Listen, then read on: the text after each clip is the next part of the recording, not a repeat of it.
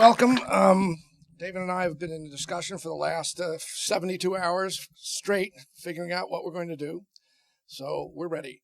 I think we should actually just immediately start with a clip, and then we'll deal with our I want to thank Paris for his remarks. And I want to thank everybody for coming out, and I want to thank the Directors Guild for coming out. And look at us, all grown up. We're in the Directors Guild. Sure, I'm happy to open with a clip. Good. So let's do that. We'll start with a clip. You may see us jump back and forth here if our necks get That's tired. what they said Chris Nolan did. He got up and down, which sounded awkward to me, but I'm going to try it. All right, so we'll do it.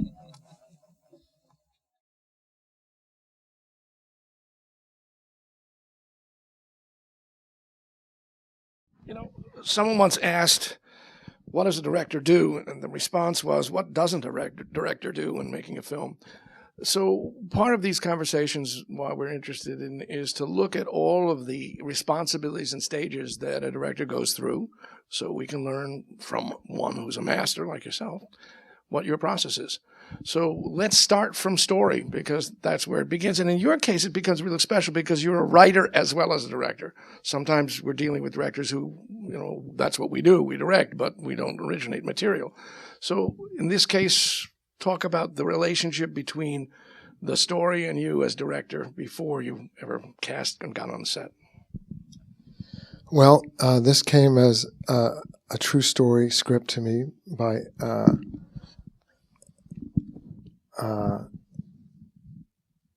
Eric, and I knew what I wanted to do with it about the characters. And that became a process while we were ending Silver Linings Playbook.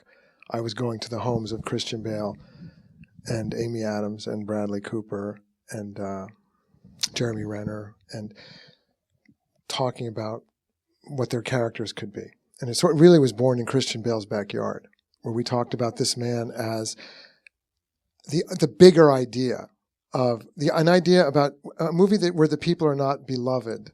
I don't want to make. I want the people to be beloved, even by their own standards. So that's who Christian was in The Fighter. You see, if he's just a jerk who's a drug addict, and I don't love him, I don't want to make that movie. There are people who will make that movie, but I don't want to make that movie. I want to find what I love about him. So we had to truly love these guys, and we had to find what he loved about life, and he loved Duke Ellington, and I gave him all my personal things that I loved. Duke Ellington, he loved dancing at the Pierre Hotel, which was a corny, old-fashioned thing to do in the 70s, but it's what he did. It's what I did.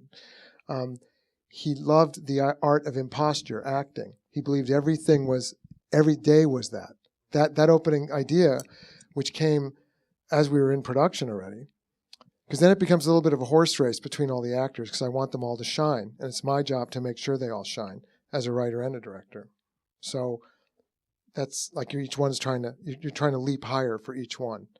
So when Bradley came in and he was a bigger presence, I was partly thinking as a father, I want Christian to feel like he's getting his due. But partly also as a filmmaker, I thought, oh my gosh, what a great opening. His hair is a metaphor for the whole movie. It's a metaphor for what identity is. It's a metaphor for what acting is. It's a metaphor for what life is. Sartre says, none of us understands why we're put here, but freedom is what we do with what people have done to us. What the situation we've been put in is just what we do with that. So that's what he's doing. He's doing with what he was given, a bald head and whatever, a big belly, whatever else he was given, and he's turning it into this work of art that matters to him. And we felt that was a human thing for any human. When you were looking at this story and writing it, what was the first scene before that became the first scene? Do you remember? I think it was him waiting in that room with the surveillance equipment. And then Cooper came, and then each one, Amy came in, then Cooper came in. And I liked the dynamic tension of not knowing who these people are. We come in the middle of the movie, right? And then the movie catches back up to this. Like an hour into the movie, it catches back up to this moment. Because what is this predicament? That's a cool thing for me to have as a filmmaker. What is this predicament? To have people care but not know, but they care. I didn't understand anything of Mulholland Drive, but I cared. So that's a great feat. So it was the scene of just those guys waiting for him to come in. And we then built the set. Judy Becker, the designer, then constructed the set of the Plaza Hotel, which was my biggest construction job till then, so that he could walk down the hall like that, come out of that suite, walk down the hall, go into that room, go back when they play Steely Dan, go back down the hall to the suite at the end of the hall. So that. As you're looking at the director at this story, this is before you're shooting a thing. Are you looking at it in terms of a structure that you, as a director, are seeing? I can feel like this is where I'm going to start in medias res. This is how I'm going to do this. And where are you as the director writer here, looking at story? This is before you're shooting, before you're building anything. What's your process? Are you imagining scenes? Are you thinking of the entire structure of the film itself? How do you go about it? Yeah, I think you're trying to think of what is most exciting. I am. What is the most exciting movie I would like to see? That is captivating to me, that is a feat of capturing people's attention, that is unexpected. So that's not easy to do. So it's all about what is fascinating. So it was fascinating to me that they had a bomb down the hall. What is the bomb? It's so complicated I couldn't even explain it to you. There's a mayor in there with a guy a con artist who brought the mayor, who's the mayor of a town, who found out they can rebuild Atlantic City, and then there's a sheik who would invest in that. That is a real FBI sting operation that happened, okay? And they told the politicians, they had to say they were accepting the money on tape. So that's waiting down the hall. It's good to have a ticking bomb off camera and have the audience wondering, where are we going? Why are these people under such stress? Where are they walking into? So I think about all that, and I think about what does each character look like, and what will they be that is exciting that I've not seen before. How have I not seen Christian Bale before? How have I not seen Bradley Cooper before, or Amy Adams? That's the whole thing to me. Is you look at the person, and it's like looking at somebody in Port Authority. You're like, who is that person in that 3-piece white suit with a top hat in the middle of the afternoon? What a weird person. Who is? I like wanting to know who somebody is. Do you go through the process? In this case, as you just said, you knew, I guess, the people that you want to have play in the movie. Where are you when you're not in that place, but you're just you as the writer, or you and a writer, and you don't have any cast yet? Where are you in telling a story at that moment? Or do you like even to be in that position? I find it useful to talk to actors about the story. It helps pull it out of me. It helps make me tell them the story. It's like I'm auditioning for them. So to audition for them makes me, it's like holding a gun to somebody's head. I say, to make a really good movie, it has to be like there's a gun to my head. And I think that's true. It's very hard to make a good movie. So you have to do it, and it's like someone holding a gun to your head saying, no, tell the story better. No, I don't think that's as good as you can tell it. Tell it better. I'm going to shoot you in the head if you don't tell it better. So that's what that was like for me, auditioning for those actors. Because some of the roles changed that they were playing, because some people were, for family reasons, stepped out, then stepped back in. And, so that, meant asking people to switch roles and then asking them to switch back. And so that's a lot of auditioning for the filmmaker, to say, here's why the mayor, Jeremy, is truly an amazing, perfect character. I'm not sure what's about to come out of my mouth. But by the time I've left his house, the answer is, I go, that is a really good idea. And that was what the movie needed. The movie needed a soulful, genuine human who loved his family, had a simple family, not a mistress, and loved his town, loved it, and thought he was just raising money for the community in the state of New Jersey. That is who, in fact, that mayor was. And the FBI even loved him and regretted taking him down. And so I realized without this, the movie lacks heart. It gives it more heart. There's a time when as a writer, you're alone working, and there's a time as a director when you're thinking about the script, you may also be alone. What do you do with that time? Because I understand what you just said in terms of sharing that with others, but there's a time as you're developing it and working it. What's happening in your mind? Are you seeing a movie? Are you? Yes, no, I picture it. Yeah, I'm always trying to picture it and to feel it. Yeah, I will act it out for people. I will act it out for my studio. I will act out a trailer for them. because very often I'm still working on the screenplay until we go into production, and I have their faith and confidence that they're financing this picture without a finished screenplay, which scares them, and their lawyers are telling them not to do it. And so I go into their office and I go, okay, that's a fair. So in return for that, I'm not precious artist. I will tell you not only what you're getting, I'm going to act out the movie for you, and I'm going to act out the trailer for you. Okay? That's our target. And I do that for them, and they feel a little better. And when you say the trailer, are we talking about the best elements? Well, I'm trying to make a trailer that's exciting, which helps me as a storyteller. It helps me to imagine a trailer. What is this movie? Do you understand what I'm saying? What would an exciting trailer be like when I'm in a movie theater and I see a trailer and I go, oh, shit, that looks exciting. What is that? I want to make that up. So I'm going to pitch that to you, And to me, half of it's like, Christian Bale, what? Because I like the fact that in The Fighter, people 5 minutes into the movie said, wait a minute, that's Christian Bale? They didn't realize that had been him for 5 minutes. That's exciting to me. That's, filmmaking is showmanship. We're all from theater, we're all from drama, we're all storytellers. And as a storyteller, you have to, whether you're telling it to your 5-year-old or to audiences across America, you've got to captivate them. And I think we should talk about what you spoke about before, which is very useful. We will, but let me not ask, now, not yet. Okay, not yet. No, but I'm interested in what are the You're elements? making us wait. That's the key to storytelling. Making us wait. What are the elements that, in fact, are keys? As you know, because part of it is you said you're how far ahead are you as storyteller in terms of wanting someone to lean forward and to pay attention? What are the elements that you're sort of aware of? Again, this is before shooting, or if you can make the distinction between yourself as I'm director working with a script versus I'm director making the movie. That distinction may not exist for you. It may be a fluid and living thing, specifically because you just said the script's not done when you're shooting.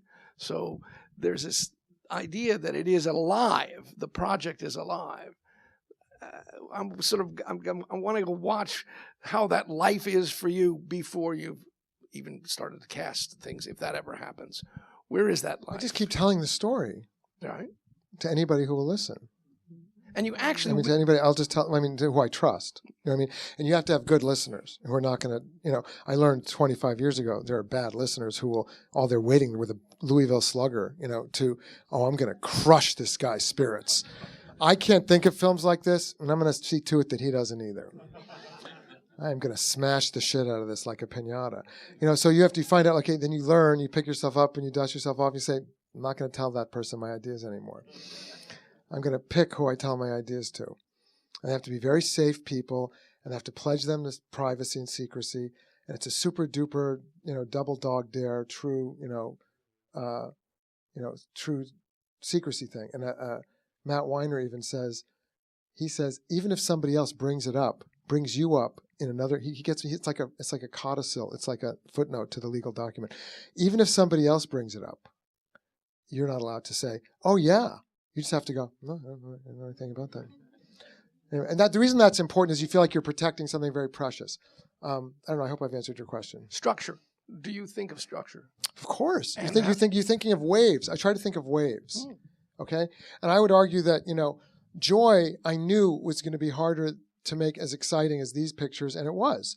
And I somehow talked myself into it, and I'm proud of many things in it, but it was harder to create these waves because people know what that story is. They know what's going to happen to that lady pretty much. They know she's going to invent this thing.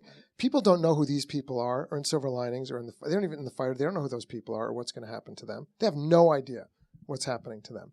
So you think of a wave, a wave is almost like an instrumental several bars, meaning I've got you by the throat. I know I've got you by the throat for this wave. He's on it. It's Christian Bale doing his hair, and we were not going to cut. That was done in one, and he did it in one. He learned how to do it from the hair person himself, and he's very proud of that, and he could do it himself, and he did it like it took 2 or 3 minutes, which I loved, but it was too long. So we had that one cut. We did a couple cuts. We cut to the bottle and stuff, but it was in real time, the comb over, until that we jumped ahead. I knew that to me was either going to work or it wasn't. It was either going to be fascinating and amazing or it wasn't. And you can hear people laughing, and people just that's what you want. You want people having that kind of, oh my God, response. Then he walks down the hall. Why is he in that room? Who's on the monitor? Who are these people? What are they talking about? Now it's about sex. First it was about Now it's about his clothes. Are they in a theater company? And me and Christian conceived of it like he was the director of a theater company.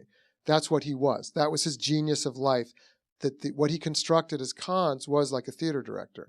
And Bradley's character wished he could be him. Like it was a more exciting way to be than he'd ever imagined. And aspiring to make an FBI character who I'd not seen before.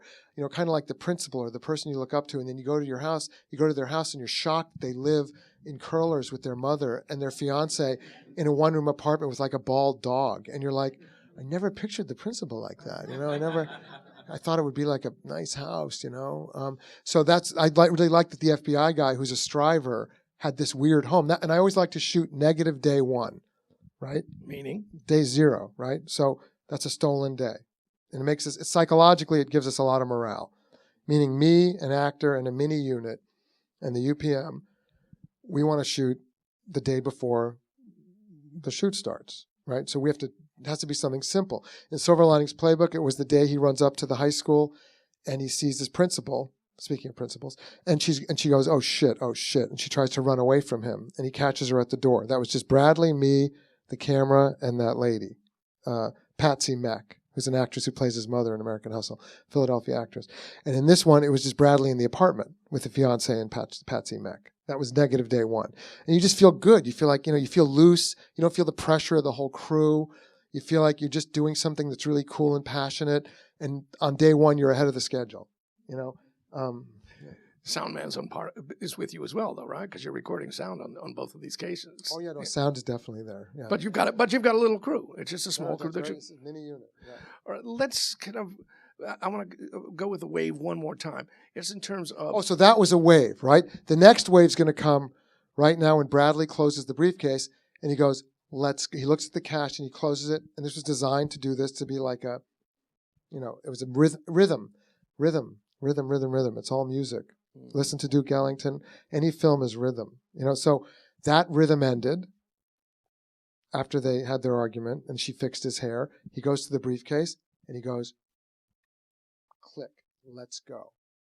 That kicks off the next wave, which is Steely Dan, Dirty Work, and slow motion as they walk down the hallway that he just walked down, the three of them, into this room, and the double doors open, and Amy walks in, and it says American Hustle, and the camera. And I shot that scene repeatedly, playing the music in my hand with a little jam box. Is that what they call it? And playing it, no sync sound, right? Take after take, picturing it in slow motion, right? I did like 4 takes, going, this is going to be sick. And sometimes you don't cover yourself. I was watching it. I was imagining the whole thing in slow motion. I always run alongside the camera. And when people, this goes to the point I hope you're going to make later, which you promised, which is that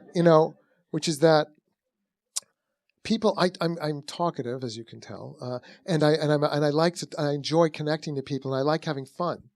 So I'd rather laugh and talk about stuff than be sort of serious and quiet. You know what I mean? It sort of makes me more fluid. But it cuts against your authority, right? Because I noticed when I was sick on this movie that when I got sick, everything was much easier and people were listening to me really carefully. And I was like, wow, I should be sick all the time. Because when I'm talking, I'm like this. People are kind of like, whoa, this guy's got a lot of energy. But otherwise, they're just like, what is it he wants? Just leave him. And that's what a storyteller has to do too. You want to make people kind of, what is he trying to say? So anyway, after I did 4 takes of that slow motion thing, I then said, you fucking idiot. Why didn't you do one that wasn't in slow motion? And the same thing happened at the start of The Fighter when Mickey and Dickie are fighting in the street before that camera shot zips back, which I think we're going to look at. Yes, we are. Yeah. I had Rock'em Sock'em Robots in my head, right? I guess my point here is don't get stuck on one idea. I tell you, cover yourself with other ideas. Yeah. Do you, in this script process, do you listen to music? Yes. I listen to music. I write it into the script. I shoot to it. I give the characters record players and records, that their character would listen to. With that, as I'm actually knowing when you change your mind. Well, you change your mind in post. When you find out that song's not as good as, like the opening song to The Fighter was Jeff Lynne's, ELO's Don't Bring Me Down. Don't bring me down. That was not such a great marching through town song. And then my editor brought me, Because that's the scene where they're marching through town as local heroes, right? Because I created that whole beginning to show, I want to show very economically that these guys who are road paver bums were legends in this community of people buying lotto tickets. So I wanted to show them in their glory walking down the street with everybody coming up to them like they were Obama or something, you know? And that's what that opening sequence was. And that was done as one, like the opening of Three Kings was meticulously designed, and I was talking to Paris about this, as a Steadicam shot that then, of course, got chopped the shit out of it because it had to move along, you know? But that's okay. That's okay.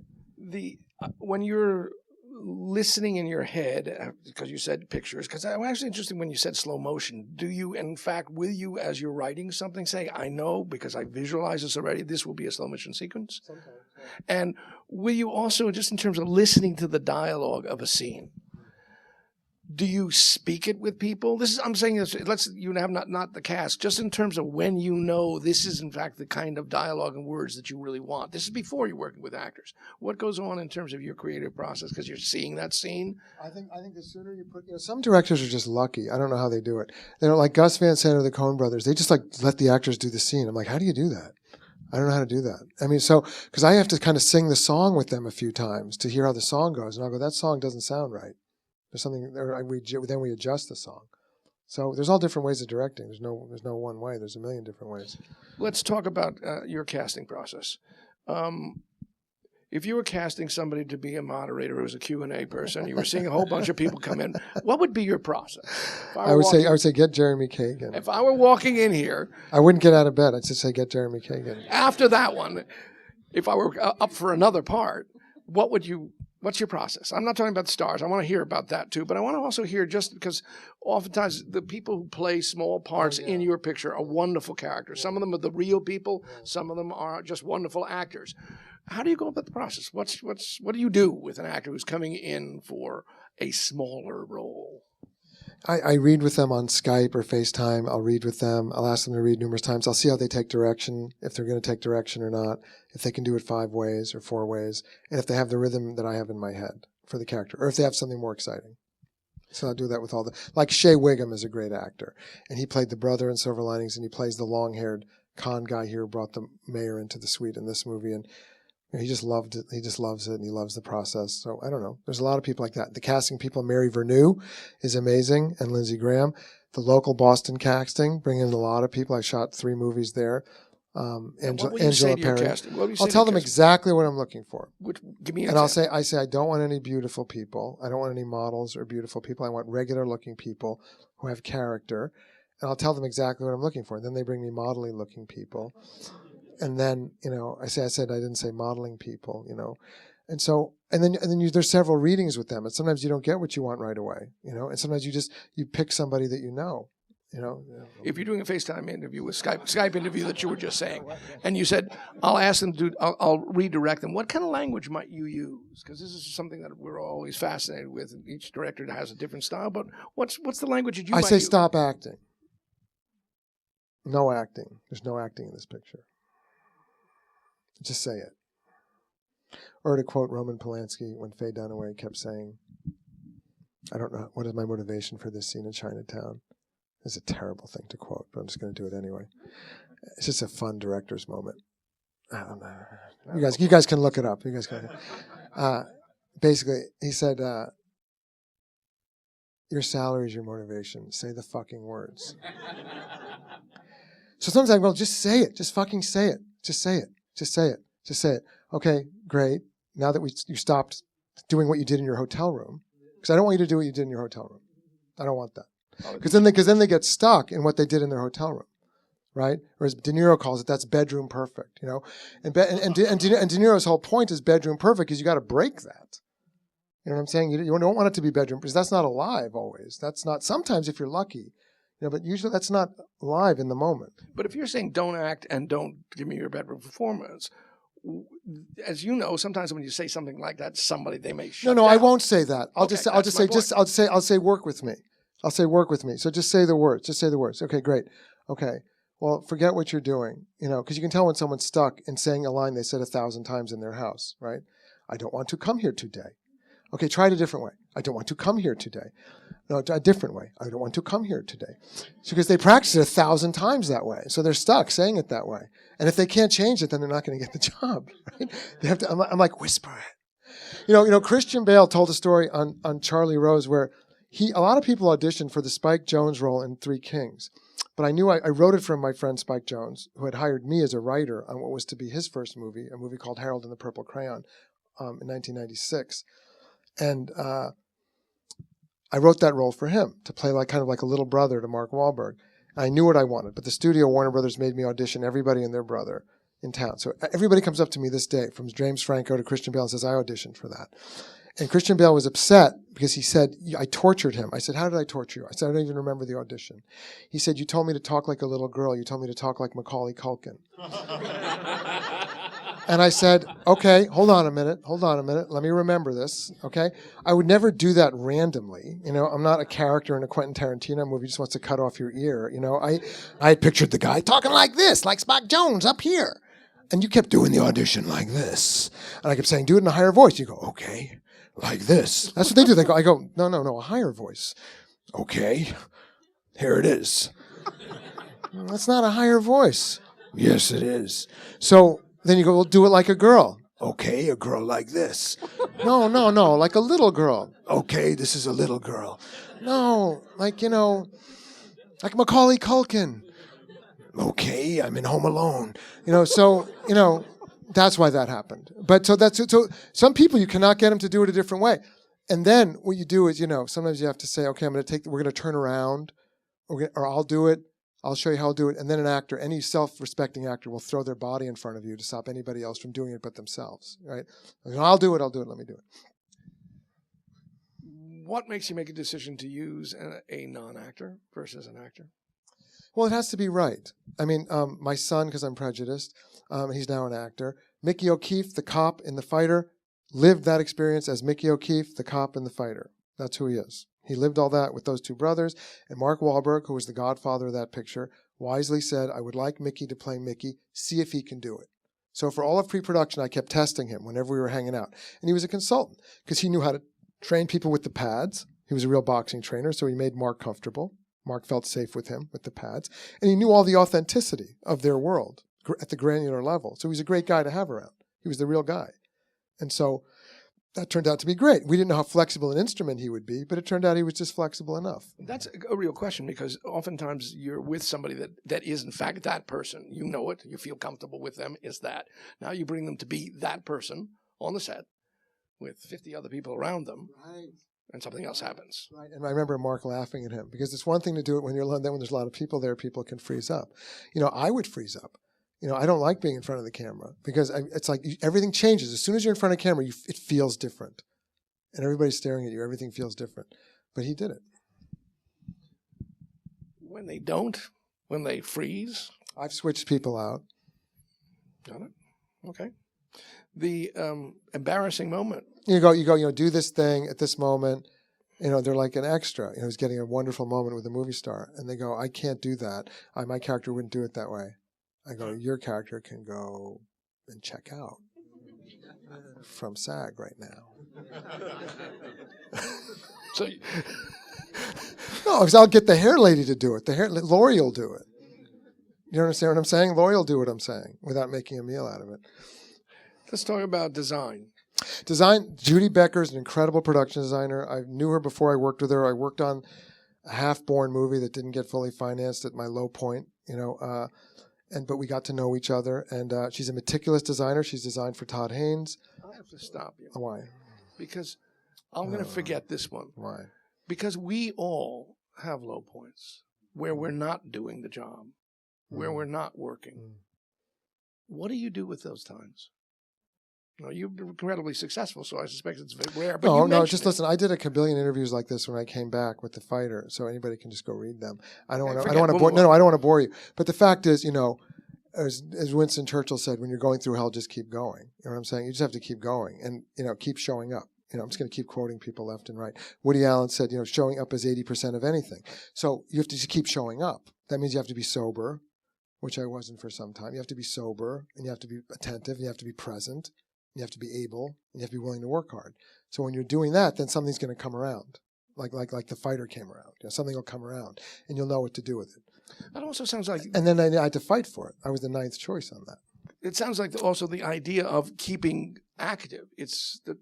I don't sound... Yes. No. Always be writing stuff, and that's what I have to do. Yeah. Well, let's jump back into production design. You were Oh, talking yes. about that. So Judy designs everything, and we talk about it a lot together, and we look at a lot of pictures together, and that was real wallpaper that was based on the wallpaper from 1978 in the Plaza Hotel, and it was just her variation of it. And she flocked wallpaper. I didn't even know what those words meant until I met Judy. Flocked wallpaper. That's the one that has texture to it. It's like velvet, that sticks up. A pattern sticks up. So Braille people could read it. So, that's her thing. She did it in The Fighter, and sort of these weird wall ornaments are her thing, like this weird ornament of a tree that hangs on the wall, or wall sculptures are her thing. So we had a thing we've been doing. We get very comfortable with each other, and we have a feeling that's authentic. It should feel like a real place, but it should also feel beautiful. We like when it feels lush, and we love that American Hustle felt lush. And their costumes, Michael Wilkinson, an amazing costume designer, an incredibly easy person to work with. He was a wonderful guy. Let's stay with production design for a Yeah, minute. okay, production design. Okay. In terms of, and this applies, you just said photographs is something that you look at. What else are you talking about? Overall ideas and an overall look, and this can depend on the picture, because maybe Flirting with Disaster has a different look from The Fighter. It has a different look from The Kings. I'm just curious, as you have your initial dialogues with who is ever working as a production designer, what are the first things that you're talking about? I ask them to bring. They have to bring ideas to the meeting, right? They have to bring a book to the meeting that has ideas if they read the script, and they should bring a lot of ideas to the meeting, and they should know all the other movies. And then I'll tell them what I think the whole movie should look like. What I think, or if I don't know, I'll say I don't know, and then we'll start having a conversation about it. And we'll look at pictures as references, and I'll do drawings, I'll do storyboards or drawings, and of course it always becomes about money. And I like adaptability. You can adapt. I love being able to adapt like a Navy SEAL team. Our movies are shot on very short schedules. These are movies about characters that did $100 million. That's hard. All right. So they're 33 days. The Fighter was 33 days. The American Hustle was 42 days. Silver Linings was 33 days. So, that breeds invention. So, Amy Adams, we decide to do in her backstory in American Hustle. We say she's posing as a British woman, but really she was just a broke girl from Albuquerque, a broken girl from Albuquerque who was a stripper. Amy goes, I would like to do that. So production goes, where are you going to do that? You can't do that. We don't have time to get a location. So in the same building that we were in with the office that Christian and Amy had in Boston, I said, look, it's a drop ceiling office, but if you backlight the whole thing, it'll look like Valerie Perrine and Lenny. It'll look beautiful. It'll be like black and white. And you don't even know what the room is. It's just black space with a backlight around her silhouette. So that kind of adaptability is always being willing to be made. Relationship between shooting on location and building. When do you decide to build? It's all about the budget, isn't it? And it's always a strategic decision. What's it going to cost you? If you can't let the train run away without you, because you'll wake up and be told you can't do all these other things because you spent all your money on this. And you said, why wasn't I given the choice before they spent all that money? If you told me that my choice was to do this or to do this, I might not have chosen to do that. I would have just said, let's do that in a location. So there's lots of compromises that get made like that. I don't know. I don't think anybody's interested in compromises, but directors are, because they have to make them all the time. Or as my line producer once said, let the compromising begin, as we started them. As we started to make a movie. In terms of choosing spaces, for example, in this particular movie. The gift is the art is to find beautiful compromises. Yeah. Right, or to know how many you're going to do. They should all work. They should all be made to work for the film.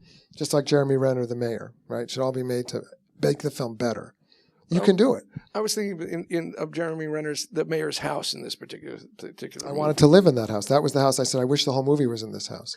That was the happy house. And how did you find it? Oh, it was a beautiful house in this neighborhood outside Boston. It was very beautiful, just what I wanted. Very beautiful old house that was like the house in The Fighter, but a little bigger. Or like the house in Silver Linings, just those family houses. Now, there was a time when we used to have to get into a vehicle and drive around the city to find locations. I still do that. Oh, you mean they do it virtually online now? Well, the question is, what do you do? Yeah, you do both. You can do a lot of weeding out that way. I love that Scorsese told me a story that in Casino, he couldn't get the house he wanted. He was shooting in a house, and the people came out in the middle of the shoot and stopped him from shooting in the house. And I love that our business is an equal opportunity disrespecter. It doesn't matter who you are. You will be disrespected by someone who owns a location or a crew person or anybody. Do you remember in American Hustle specifically whether there was a location or a build that was really a challenge for you? That big opening Plaza Hotel was an expensive build for us that we had to. Did you think initially that you would try to do that in a real hotel? Yeah. And what made you make change? It was a whole process. It's a process, isn't it? It's like a whole dialogue that goes back and forth where they say, let's build it, and you live with that for a few days, and then you say, well, let's not build it. And, eventually we decided that it was best to build it. But you have to kick the tires on it to make sure that it's really going to help you. Because otherwise, it could be a bad decision. So it means let's really be sure this is the right thing to do, and let's talk about a camera for a bit. But what determines you're working with a cameraman, and then what's the dialogue? Particularly, just even looking at some of the shots here, and we're going to see some more in a minute. What's the dialogue between you and the cameraman initially, or camera person, I should say, initially, and then what's the process for you, and how has it changed if it's changed? Well, I really learned how to pick cinematographers after my first 3 films. I learned that I had to pick somebody who, when I was in a room with them alone, felt like we were really, really listening to each other and getting along great. That's a good, simple first step, isn't it? And it's good if they're an artist too, but who also is willing to take your direction. So I love them to be artists who love cinema and who are very excited about cinema, as excited as I am about planning a shot, and will argue for a shot. But if they're shut down, if I say no 7 out of 10 times, that's not going to stop their enthusiasm for the picture and for pitching new ideas. That's what I say to them in the first meeting. And so Hoyte van Hoytema had done Let the Right One In, which was a Danish movie or something, and then they made an American version of it, and I was his first American movie, The Fighter. Then he got snapped up by everybody, Spike Jonze and Chris Nolan, I think. So in terms of Venus Sandgren is great, another Swede. The dialogue here, because the camera has we have life. great Steadicam operators. I love Steadicam. I love Steadicam operators. I love the fluency of it. I love that I can be with the camera and design a shot while we're doing it, and then reset. And I can talk to them while we're doing the shot and change it. And so Jeff Haley is a tremendous Steadicam operator who's an artist in his own right. He's a fantastic underachiever who's a director, and I love him underachieving because then he'll keep being an operator. Who's a brilliant operator, and as Greg Sandgren, so many, Larry. The choices that are while you're getting the name. Anyway, I'm very intimate with these guys. They help design a shot and they help you figure it out together. And I storyboard it a lot of times, and then we change it.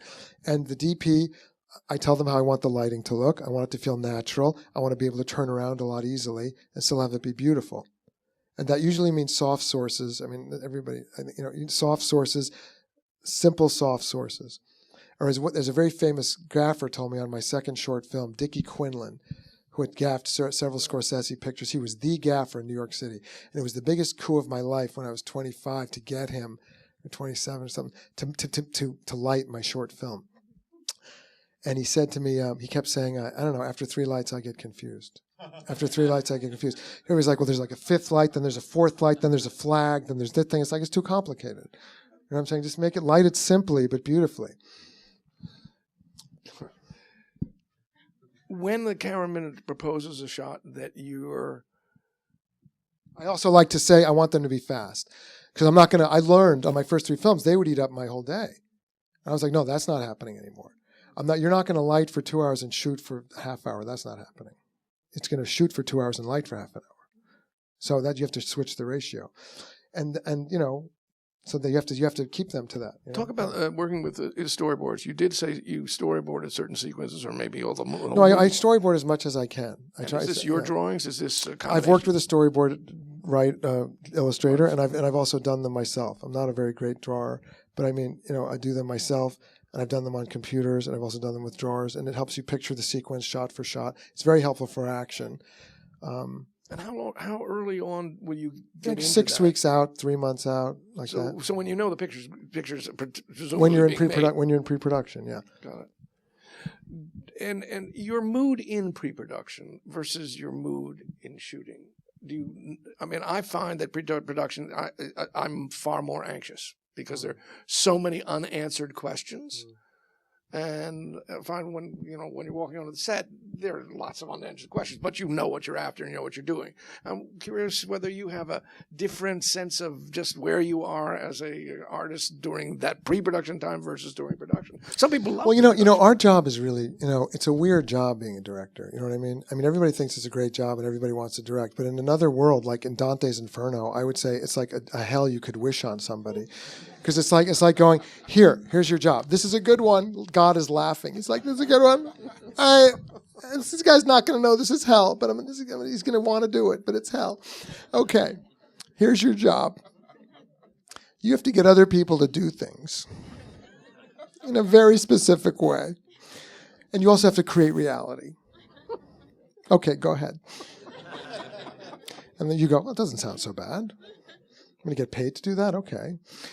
But it's very, very difficult, and you have to carry your authority in the right way. That's why I want you to talk about that thing you were talking about. But I think you should do it after this clip. So how you carry that authority in pre-production matters. You're like a poker player. You have to always, even if you're scared out of your fucking mind, you have to act like everything's great, right? Especially in front of the actors, right? And that's a rule I've made with writers or other people. I'm like, do not debate anything in front of the actors. That's like debating things in front of horses. You know what I mean? Like something's going to happen. No, you'll spook the horses, man. Don't spook. Do not spook the fucking actors. Because if they hear you in the middle of the fucking set going, no, we said the thing should be like this, it should be like this. And the actors are over there and so they're already anxious, no.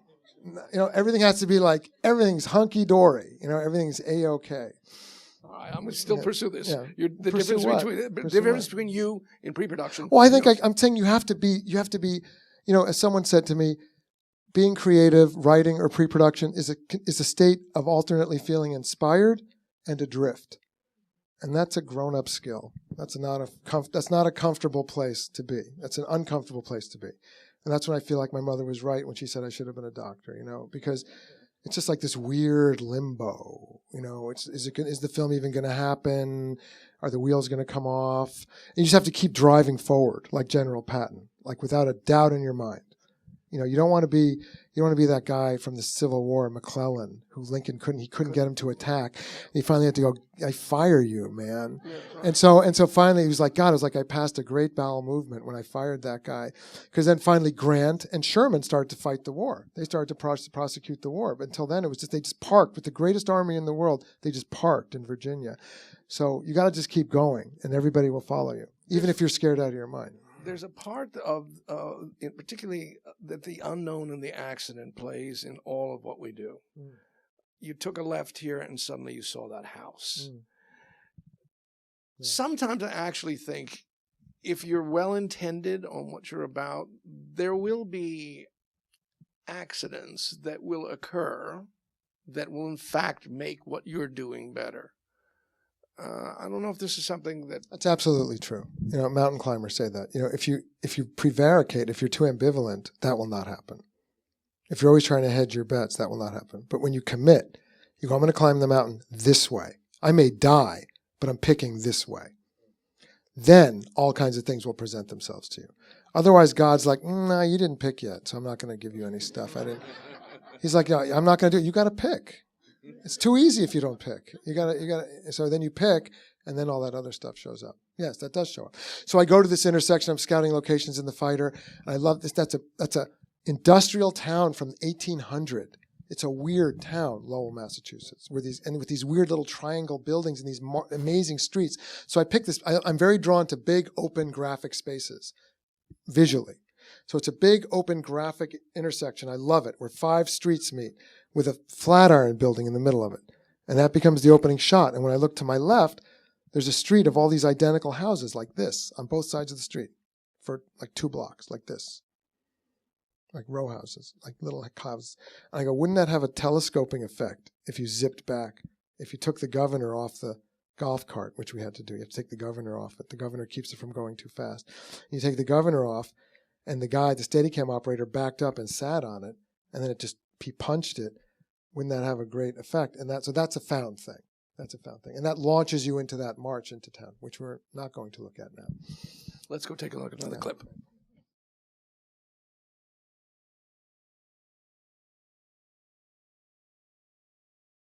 Let's start with the voiceover. Well, the reason this is an important piece to me is that it takes an enormous amount of craft to make this flow seamlessly and musically, and it's an enormous amount of storytelling that's what I call a braid. It's a braid that it's crafted in the editing room, it's crafted in the way we shot it, and it's crafted with the music, and it flows seamlessly, which is deceptive because that took a tremendous amount of craft from everybody. And the handoff of the voiceover happens about 2 or 3 times, and at some point Bradley Cooper's voiceover comes in as well. And, so it's his backstory, knowing who he is. Because then, and this all comes down to why I made the movie, because when they first cut the trailer at Sony, it was like they're conning people and it's glitzy and it's fun. It's the 70s. And I said, well, that's a little bit of it, but I want to know who these people are. So instead they did a trailer that introduced each person with a line that they were saying, and you could really feel them emotionally. So that's what that is. You find out who he is. How do you become a car novelist? His father was that whole thing with the glass. That was done very economically on the budget that all of a sudden you're in 1945 or something, Her backstory, how these two people fell in love by loving Duke Ellington, all that stuff. By the way, was that true? That they fell in love about Duke Ellington? Yeah. No. They fell in love for sure. Their love was real, but I gave them the Duke Ellington thing. I gave them the love of life. The guy was a bit of an old-fashioned oddball who loved music and things like that. How did you discover Duke? Oh, I was taught about jazz by a side man who worked with Duke Ellington when I was a kid, a family friend who had played the trombone in Duke Ellington and Count Basie's orchestra, and I would go to his house and he would talk, and so I loved Jeep's Blues for 35, 40 years and had that in the back of my head, and I gave it to those characters. And that piece of music plus Blue Moon plus I've Got Your Number, that's Jack Jones, who was a great singer, who gave out the Grammy for that song when Tony Bennett won the Grammy for that in 1960-something, 62. And he was alive and beautiful in voice, and he sang that for us and recorded it, I've Got Your Number, and that was all, yeah. Did the voiceover, some people said, oh, that's desperation. It seems the voiceover is really thought about. Was the voiceover thought about it in part of the script? Was this early on, this is the way I'm going to be able to weave this braid that you're talking about? Yes, that was the approach to this movie. It was a very aggressive cinematic approach that, some movies feel that way and others don't. We knew we were just going to go for it. And so we were going to be very muscular about the filmmaking, and that included music and voiceover and muscular camera movement and propulsive storytelling and, interweaving all these stories and delivering people to the end of that braid where they, now they're in the room with Bradley Cooper, who's going to take over the movie, and that's him. I want to talk about Rehearsal because the performances are delicious and deep. So can you talk about how specifically you worked with these two actors, or in this particular case, to help them discover who they were? So let's talk about this rehearsing process.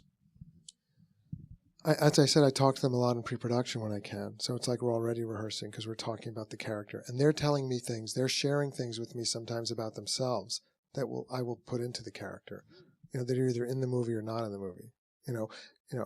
Jack Nicholson says it's always good for a character to have a secret. So sometimes it's just a secret that the actor has. So, there's a lot of that. And then I rehearse with them one-on-one, and there's a lot of that. And then I rehearse with them in 2 pair, and there's a lot of talk about what their character's like, and they're building the character with me, and they build their wardrobe with me, and I want them to participate in those selections. I don't want them making any selection that they don't like or love. And by that time, they sort of started to become the character because they've started living in that. In both cases, there's a voice that they have that is not their own voice. I'm not talking about when she decides to be Mrs. Lady Greensleeves, but I mean, that's not, I think, Amy's voice, but certainly it's not his.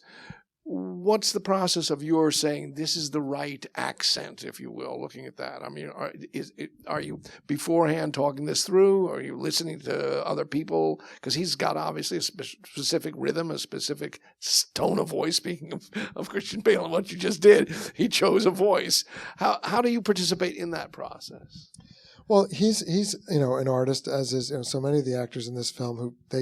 Christian had the real guy who he met, who was alive, very old, and he absorbs from that, and he listens to other things, and he goes to his Christian workshop, and he comes back with his thing, and then we talk about it, and it shifts a little bit, in The Fighter, for example, he was imitating Dickie Eklund, who was with us in the movie, but for the first 2 weeks, we couldn't understand anything he was saying, but it was accurate to how Dickie spoke, and Christian did not want to change it, until 2 weeks in, he said, "Oh, I think what you're trying to say is that if people don't understand what I'm saying, they might start to get bored." And I said, "Yes." So then he understood why I wanted him to at least calibrate it so you could understand what he was saying. And Amy, we decided she was somebody who'd made up her own British accent, so it was okay if it felt like an atmosphere, like a perfume you sprayed, and it wasn't meticulously accurate. It just was good enough to be sold with all of her amazing screen presence and her glamour in the picture and her confidence. It's all about confidence. So Amy tooled around with some different accents and came up with that. And they're both extremely intense. All the actors in this picture, very present, intense actors. Bradley Cooper worked on an accent that was a bit of a New York accent. And he's from Philly. He's not far from New York. Jennifer just talked like Jennifer. She put a little bit of New York in there. And let's talk about a rehearsal with the two of them. Either that last part of the scene, which we saw with Jennifer and him, that particular scene. Now, that may have not been rehearsed, but I'm not sure which of these scenes you might have been able to rehearse before actually being on set. If they were, what you go through? Do they improvise in a rehearsal? Are you wanting them to be pretty much where your script is? Again, what's the process for you? Let me actually tell you how my day goes, okay? So I like to do the scene intimately with them. And I say to them, this is the movie. It's not out there. This is the movie right here. So we should feel it right here. And I start my day in the van with the crew. I like the whole crew to gather in a van. It's very important that it's an enclosed space because enclosed spaces are very powerful. All the power is in there and your attention is not distracted. And I will go through the entire day with all the keys and sometimes the actors in the car. And you have some actors like Bradley Cooper who may become filmmakers themselves. So he's very collaborative and helpful in all of that and very smart. And sometimes actors want to be part of that and sometimes they don't. And I'll go through the whole day. I go, this is what's going to happen today. And I'll tell them what I want to do with each one of these things on the schedule. We'll talk that through. And then everybody feels like they have it from a human being, not just a piece of paper. No, I'd say it really evolved on The Fighter in the last, and then everybody feels like they have their mission. They heard it from me and we're united. They're not off doing their department's work that's broken off from me. They all feel connected to the same heart. That is the heart of the story we're trying to tell. We're all in it together. That's a good feeling, And will you, when you're on set, for example, that scene that we just left. Then I like to rehearse it with the actors in a room on set. We'll go to like a little room like the kids' room because they're always lighting the room we're going to shoot in, right? And then we start to ease into that room. But I want to just do it with them like this, just like we are right now. That's how I want to do it like that. Some actors may not want to do that. I'll try to get them to do that. So you really want to have an intimacy with the three of you in a private space in order to develop it. Yeah. Will there be a certain amount of time that you'll take? I mean, will certain scenes then? Sometimes, this often happens. I'm sure everyone in this room is no stranger to this.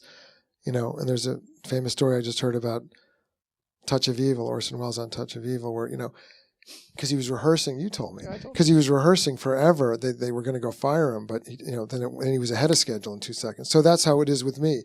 We rehearse and we rehearse and we rehearse, and everybody's sweating because Jesus Christ, it's 11 o'clock. You haven't shot a frame of film, and the studio's calling and they're freaking out. But the fact is that once we go, it's going to go. It just takes off like a rocket, 90% of the time. So, and that's an exciting thing. So you have to have faith in that rehearsal to do it and then walk onto the set with confidence. And what are you looking for in the rehearsal? What do you want to experience? I want to know that they understand the rhythm of the scene and the emotion of the scene. I want to know that they're not skating past something that I can't understand. I don't understand what that is, or it's not landing. I want to know that every emotional moment, they're really getting every nook and cranny. They sometimes are driving past things. I'm like, no, that's a thing right there. So then Jennifer will realize, oh, if I pause right there, she kind of takes over the scene when he goes, we're not happy. She just goes, and you just feel, anybody who's ever been scared of their partner, will feel that moment of like, Jesus Christ, they're about to hand me my ass, So that's not, you're going to miss that. If you don't go over it with them, they may just saw it as going through that. You see what I'm saying? So I do. Yeah, so it's about slowing down to the granular level and making adjustments and finding things to emphasize and things not to emphasize, and you start exploring it together as a feeling thing. Will you have kind of done a kind of breakdown in your own mind of these are the potential emotional beats of this scene? I mean, will you actually even sort of think that through? I know at this moment he's going to withdraw. At this moment she's going to feel attacked. Or will you? I'm trying to get inside now your head to sort of see that, because obviously when they're working together with you, you can see it. And you may discover, as you just said, you're discovering with them. But before that, knowing the scene in your head, have you broken it down? I try to do that as much as possible. I feel like that's my job. I feel like if I haven't done that, I haven't given myself the chance to maximize the scene before we're stuck in the editing room with it. So I try to do that for about every emotion. And sometimes the scenes change dramatically on the day of the shoot or the day before the shoot, where I'll say this is wrong or this is bad. Yeah. Let's go to casting for a second. Okay. The kid. You cast twins so you can work more hours, right? Always get twins or triplets, because then otherwise, you're rushing for this kid who's like a day player. You know what I mean? You're like rushing. Like you have the two biggest movie stars in the world on your set, and you're like rushing to get the 6 hours out of the kid. So it's good to have twins, and it's good to have kids who are, really good at it. And we all try them out. The actors and me try them out together, and this kid's good.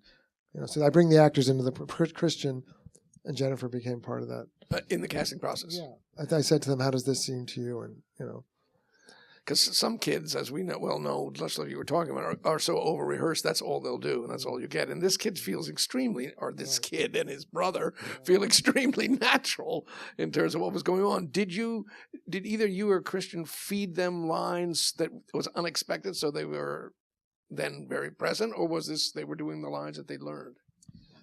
We go over the scene a lot with them, and then Christian or whatever actor's working with them and helps them get through the scene. The actor kind of takes a paternal view of hopefully of the child actor, and then is paternalistically helping the kid through the scene.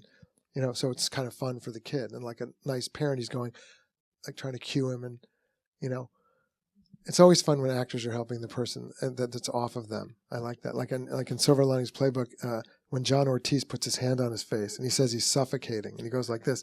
John kept forgetting to do that. So Bradley, being a generous guy, you can see Bradley in one take. They reach that point in the scene and John does, and you see Bradley go like this. But you're on Bradley's back, so we had to paint out his hand because otherwise you see his hand. So we painted out because otherwise Bradley was going. This. And so and then John went like that. In casting all those, here's $5,000. They're an incredible variety of people. Where did they come from? I'm talking about all the ones that are making the bargaining. They have the one line here. Those guys. Yeah. Some of them are people I know who I just think, like Arthur Birnbaum, who's the father of, he's a former criminal judge from the Bronx, who's, I have car dealerships all over Long Island. He's such an authentic person. I could listen to him all day. I love listening to people like that talk. I love the musicality of how people talk. And I love people like that who have accents. And I was ashamed of my mother's Brooklyn accent my whole life until I grew up and realized it was awesome. Because I grew up in a suburb where they tried to knock the edges off of everything. Although I expect you wrote that line about the mother who you thought you were interested in. Oh, yes. No, that's a good line. Yeah.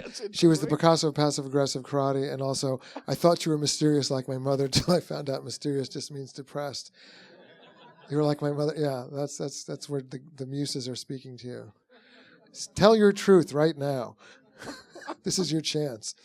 So, yeah. No, So that's like that goes into the character of Rosalind. I have a personal feeling for those characters and for that predicament he's in, right? He's a married guy. Many people have been married people who've been in a predicament or have known married people who are in a predicament. And what's cool about this braid is you go into their backstory. You've just seen them in this hotel, this terrible predicament. Suddenly he's telling you where he came from. Then he tells you how he fell in love with Amy. And you completely fall in love with them, with the music. And then all of a sudden, he goes to this house. And you're like, wait, what's happening? Where's he going? And she goes, he was married. You go, oh, Jesus Christ, he's married to Jennifer Lawrence. Oh, my God. So I just fell in love with him and Amy Adams. What's going to happen? So then you see the bind he's in, and you've established that he's in a bind. And Amy sympathizes with the bind. The woman had him by the short hairs, and she knew he had the kid, and she was going to make him twist about the kid. And then you come back to them, selling their deals to people. You know. Part of the storytelling then is to some degree being a little ahead of the audience all the time, at least in this case. Not so that we don't. No, it's always good to be ahead of the audience. You don't want the audience to be ahead of the movie. And how do you stop that from happening? It just has to be like, you just have to always be thinking about, how is this a surprising scene? How am I telling the story in a way that is surprising to people? You know, that they don't, that I suck them into one thing, like I sucked them into the romance between Amy and Christian, just to flip it over in 2 seconds and defy and say, no, he's actually married to this woman. And it's actually a bigger jam than you'd expect. Let's talk about casting extras too. Because one little thing I want to say about camera movement is that big push into Amy. I was talking to Paris about this before. When is a camera movement motivated and when is it not motivated? Yeah. You know, we took big swings in American Hustle. We wanted that kinetic camera, and that camera swoops into Amy when she's watching him go to the elevator. And I think emotionally it's motivated by all the emotion. Some people just have extremely emotional faces that make them incredible cinema actors, and she is one of them. It just ripples off her face, you know, and it's like this bleeding emotion. So when the camera gets in, you arrive to this catastrophe emotionally that's happening in her face that then leads you to him at the elevator. So it does add to the tension. That group of, when we go to the house, I guess it's snowing outside or it's snow outside, it's the big party where they meet. And I don't know, there are 50, 60 people in that room. And those are my least favorite days of shooting. How come? Because there's all these strangers on the set. You know what I mean? There's like 60 strangers on your set, and there's all this chaos and noise. And it's really hard to hold everybody's attention, to focus your attention, to keep the magic. The magic's right here, right?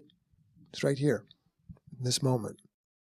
And that just gets dissipated all over the place if you don't. You have to keep rehuddling the energy, you know, or it just gets blown out the window and a day goes by and you didn't get it. You know, so if you're doing it on a schedule, you have to get it by, you know, those days always feel to me like we didn't get it. With scenes with lots of people. The parking lot scene in Silver Linings Playbook when he goes to the Eagles game. My most miserable day of my life as a director. Like, just like with hundreds of Eagles fans in their trunks. And I'm like, everything feels like just chaos. And I'm like, I don't know. I hope we got the scene. I have no idea. You just keep shooting it, but it just feels like you have a migraine, the whole thing. And I'm like, I think we got it. Because so much is happening. There's so much energy. There's so much human energy there. It's much better when you're in a room with 2 people. You can just, the human energy is very concentrated. But it's divided by 100 people. Do you talk to that 100 people? Do you remember? I make the mistake of doing that. I do. I talk to them. Yes, and then I lose even more of my energy, and then I just kind of pass out. I just kind of lie down. I'm just like, yeah. Well, oftentimes you're turning to... That's Shelley Ziegler, the best AD. She's a magnificent AD. My AD crew is from Baltimore, and Baltimore is as real as it gets. You know, Baltimore's has very certain beers and cookies and ways of living, and that's, you know, and John Waters, and you know, and they're just real people, and they're wonderful. They're very hard. Xanthus Vallon, the second AD, and they know how to, you know, we have a scorecard. We try to get more yardage than we can get, and Shelley's my partner all day in handicapping that. She's saying, this is your chance to steal that thing that you wanted to steal. I give her my whole basket of things I want to steal. Like in The Fighter, I do those interviews that open and close the movie, where you interview them in character. The producer said we had no time for that. So I was going to do it anyway. So it's like we're sneaking, you know, we're cheating. So Shelley's like, this is a good time to do an interview. And I turn to Mark and Christian. I say, will you do this interview right now at 2:00 in the morning when you've wrapped for the day? And they sit down on the couch, and I go, I'm going to ask you questions in character. That stays in the editing room for 9 months untouched. Until 9 months in, we discover, oh my God, Let's look at those fucking interviews. Because we already had a good opening to the movie with the rake and the street. We go, no, this is a great fucking opening. And it's a very great closing. Anyway, so those are gifts that Shelley helps us find and fight for. Will your AD take over talking and telling all these Yeah, people when I what to pass do? out on the Philadelphia Eagles parking lot. And that was interesting because the Philadelphia Eagles, we went to dinner with the Eagles a million times to sweeten them up. But the NFL is very tough. You can ask Oliver Stone. He didn't get so they're very tough. So even though we became best friends with the owners of the Eagles, did not make it easy. We couldn't. Harvey Weinstein, God bless him, had balls, and he said, I don't care. You can use the merchandise, so they can wear Philadelphia Eagles merchandise. And when you use like a Canadian League team in the far away, we never cut to the games in the living room. That became a directorial choice.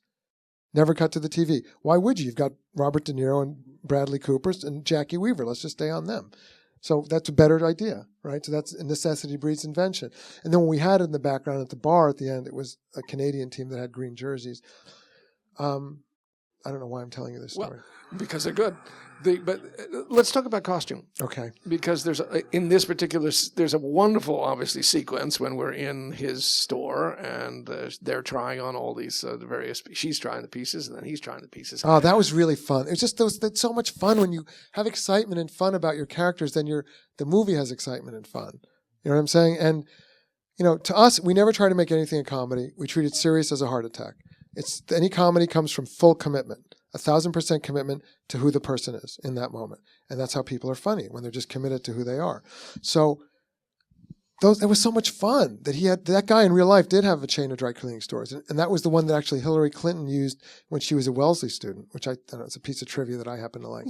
And it's still the same dry cleaning store with the same vault full of all this clothes that people forget. And it was so cool that they could play dress up in there. I live for stuff like that. They're reinventing themselves. It's like theater on camera. And the Diane von Furstenberg, that was a Diane von Furstenberg dress that was kind of an iconic dress at that time. And she loved that Amy did that. And she built a museum show around that dress then at the Metropolitan Museum of Art. And So but where did all these clothes come from? Some of them are vintage. You can't get them. They're vintage. And so, many of them are vintage. So your costume designer actually was bringing to you... Michael, yeah. And so do you... pick them, try them on? I don't try them on, but I do. I love being part of that whole thing. So I love picking all the clothes with him, and I love when they bring all their brilliant ideas to the table. As the actors will, so will the designers. And somewhere in there we meet in the middle. Michael went far more daring with Amy's tops than I would have.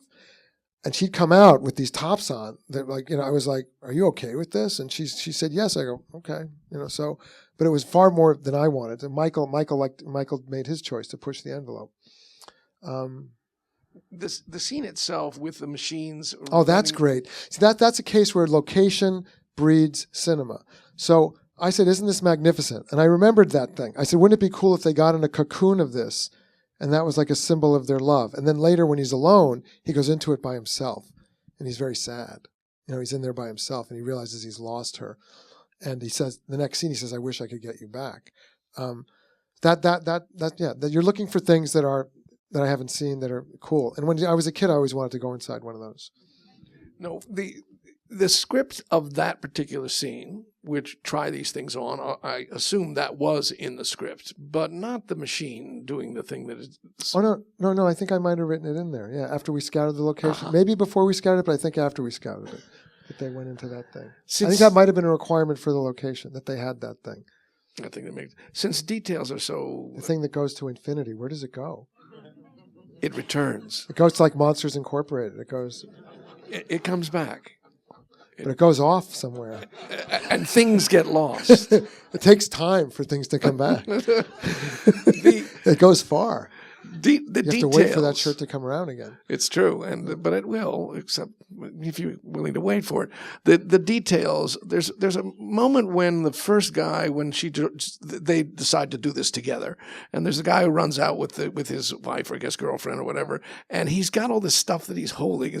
Do you remember? No. I say he should come out of the house. Frank Capra. I read Frank Capra's book. A biography of Frank Capra. I don't know if it was his own or somebody else's. There's American Vision about him, and there's a book he wrote. He would specify every single extra. if anybody walked in front of the camera, he would say, "You're going to the dentist and you have a toothache. Don't overdo it.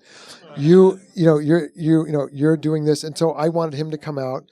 That's Jay Giannone, who's an old friend of Mark Wahlberg's, who, I had him rushing to his car. Yeah. And I was very pleased with how the voiceover, she says, he told me to tell them I had London banking loans, and exactly that moment, he says, "I heard you could get me." We go drop in the sink. So that just came together really. I'm looking at looking at her face with which I think actually I don't remember seeing the very first time I saw it, from the fire and all the rest. Half of her face is actually burned, or at least looks like it's burned with the makeup. Yeah. Right. And I'm just sort of, as you're looking at it, when do you see this beforehand? Say, okay, well, that's too much, that's too little. Once again, what's the process of making your decision about how she's going to look in this moment? Well, you ask yourself, am I going to regret if I make half of her face burned like a French fry, the way I wrote it? Will I regret that? And then you make the choice to go for it. And then you look at a version of it and you say, I hope does this read? Is it weird? Can you tell what it is? And then, you decide to go with it. And in the editing room, you're still asking, is that weird? And then, for people who watch it and notice it, it's kind of enjoyable. I knew somebody in high school who fell asleep under a sun lamp. So Linda Gray. One of the things that's coming true here is that if you want to be good at this, you better have a good life on your own that informs everything you do. Exactly. And I did not come out of high school wanting to be a filmmaker. I was just a writer, and I sort of ran the school paper. I didn't get picked to run the school paper, so then I started my own newspaper. That was when I first became an independent filmmaker, sort of. So we ran this little newspaper. I was so happy, up every night till 2 a.m, torturing the principal with these articles, and dating the principal's daughter. And, and then I left and I did all this other stuff, before I became a filmmaker late in my late 20s. I used documentary footage. I was an organizer in a mill town in Maine in low-income housing. And when everybody else was getting BMWs in the Reagan 80s, I was like living that sort of, that community organizer thing where you meet a lot of great people that way, more than you would in a BMW. So you meet a lot of, I met so many great people and I was very intimate with them, because I was in their homes and I felt very comfortable with them. So when The Fighter comes along, I'm very comfortable with all those people because I've been in all their homes. And then filmmaking came later. Yeah. The editing. Let's jump there from Jay Cassidy, Alan Baumgarten, our editors, our assistant editors. I will deputize an assistant editor. I like to cut in 2 or 3 rooms and divvy up the scenes and walk from one room to another and then pass the scenes around again. And so that's what I like to do. So I'll deputize an assistant editor, and sometimes they choke, and I'll say, I'm going to cut you, and then they'll say, okay, then they'll step it up. Because, they get thrown the ball. Sometimes some people aren't ready for it. I assume it's digital. Yes. Looking at this, which is a complex piece of editing, this braided piece that we just saw, knowing, for example, that the smash of that glass window is going to bring us into the kid, him as a young man. That's an editorial choice as well as... No, that was written that way. Oh, exactly. And then I said exactly what the effect was, and that became a second unit thing. So I kept saying to Mark Kamine, I think, who might have shot it, our UPM, I said, Mark, it has to be like, really great. You have to find the right glass that shatters the right way, so you have to watch all the tests. That looks really bad. That doesn't look right. The one that's going to go like that, or all the glass is going to come like that. And then he promised me he got it that way. As you're in the editing room, in particular the 3 editing rooms, what's your process? Are you going from shot to shot? Are you saying, give me this sequence and then let me examine it? And particularly when something like this, where you've got the voiceovers, it's going to weave into the actual things that are getting spoken. I mean, are there many, many drafts of the edit before you're saying, okay? Oh, no. I go into the editing room usually the day after we wrap principal photography. I don't like to take a break. I like to go right in, and I like to start cutting a sequence the way I remembered it, the way I wanted it to be. And very often the editor has a version that he's cut, but I don't want to see that. And sometimes he makes me see it, and sometimes there's great things in that. And I go, that's great. And sometimes I end up backing into the dailies and discovering treasures. Yeah. Dailies do you watch? Why? I don't know why. I think it takes up a lot of time. I spend all my time shooting, and then all my time, as soon as we wrap shooting, you're planning the next day, I'm telling everybody what the next day is, and I'm going, and I go home and I prepare the next day, and then I go to sleep. And then 4 hours or 5 hours I get up. So when am I going to watch dailies? I need to know from the editors and the DP that everything looks like we saw it, and it looks right, there's nothing messed up, and it's looking beautiful, and everything's okay. Do you do any pre-visualizations with I don't know, a small digital camera as you're going on locations? And We do you don't cut do any of we that don't do stuff? playback, by the way. We do not do playback on our sets. That's what And where are you? Where are you when you're actually shooting? I'm Where's- with. what's your I'm with the camera. I'm next to the camera, And so where's Video Village? back there somewhere. And is your script person ever saying to you, She's you didn't amazing. get- I want to say a moment of silence for Tracy Scott, who was a tremendous script supervisor, just tremendous human being, tremendous co-filmmaker, who unexpectedly, when we thought she had beaten her illness, and she didn't, very young, and she passed away last month, and it was very emotional for all of us. And she was a very important member of our team. Tracy Scott, we will never forget you. And she was a Toledo, Ohio girl who just a meticulous script supervisor with great passion, as she would say with her Ohio accent. And I remember talking to her outside in 30-degree weather when we were shooting that super high shot when Irving's car comes home in American Hustle. Mega high shot that Lena Sangren thought of. It's up on a crane. I was like, wow, that's crazy. But I ended up loving it because you see the whole neighborhood. And I was imagining the next sequence, this sequence. And I remember talking to Tracy, talking through this gigantic sequence. And I kept saying, I think it's the sequence when they pull off this big con in the third act. And I was trying to practice it, even though it was days away or weeks away. And I said to her, it's like a matter of rhythm or something, Tracy. It's a matter of momentum. She said, it's a matter of music. And I remember standing outside with her saying, yes, it's a matter of music. And then I started thinking of that scene only musically, which then became it was to Led Zeppelin when we cut it, which I shot it to. And then Jeff Lynne, the founder of ELO, who loved the movie, opened up like a filmmaker's dream, which is a box of unreleased tracks from the 70s, where ELO did not have the West Coast cocaine sound of Boogie Nights. It was more of like a Beatles-influenced I Am the Walrus sound with this kind of marching and strings, dun, dun, dun, dun. And that was an amazing sound. And Leonardo DiCaprio comes up and he goes, where did you get that music? Everybody says, where did you get that music? And that's a gift. That's a wonderful gift. Do you play music on the set? Yes. And how?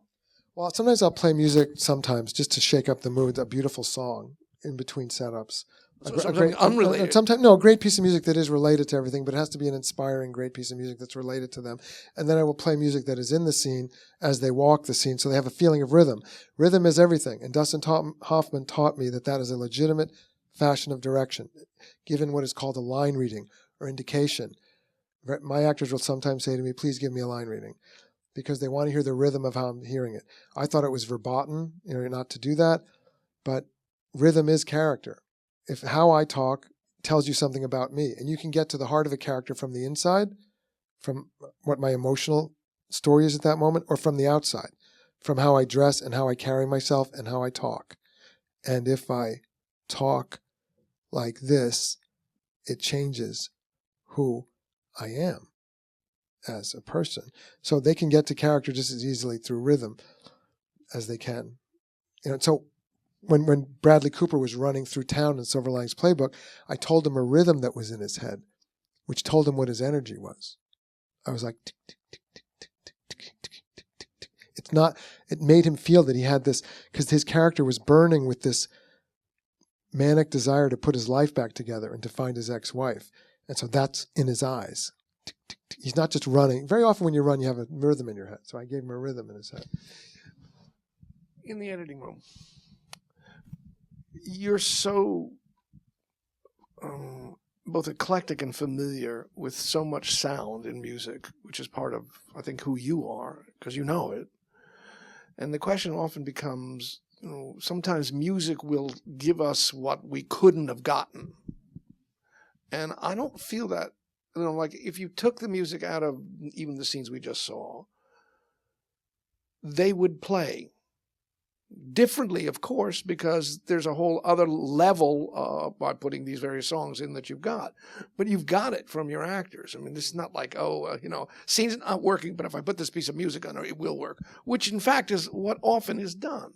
The music will give me the feeling. I sense that you have another attitude about music in terms of its scenes.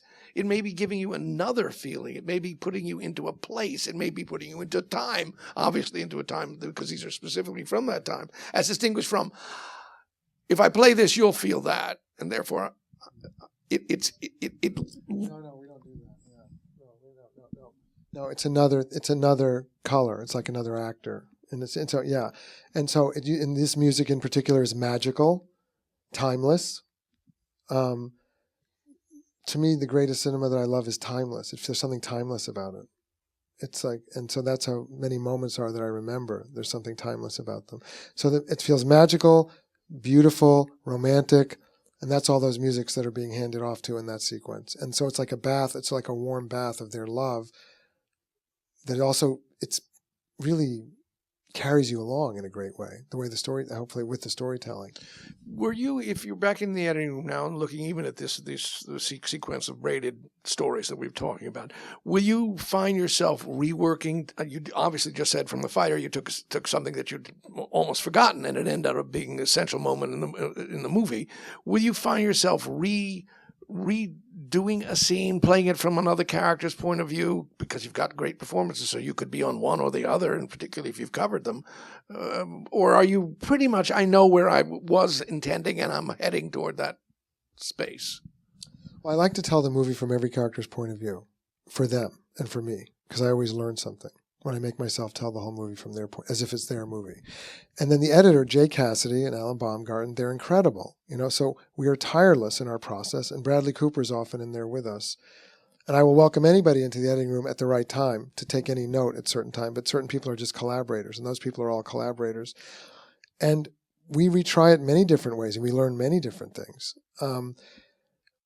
And we have bake-offs. I call it a bake-off. I go, let's bake it off, because sometimes we have fans of one version and fans of another version. And sometimes we switch positions. And I'll say, Jay, I'm arguing for your version. He'll say, yeah, but I don't agree with that version anymore.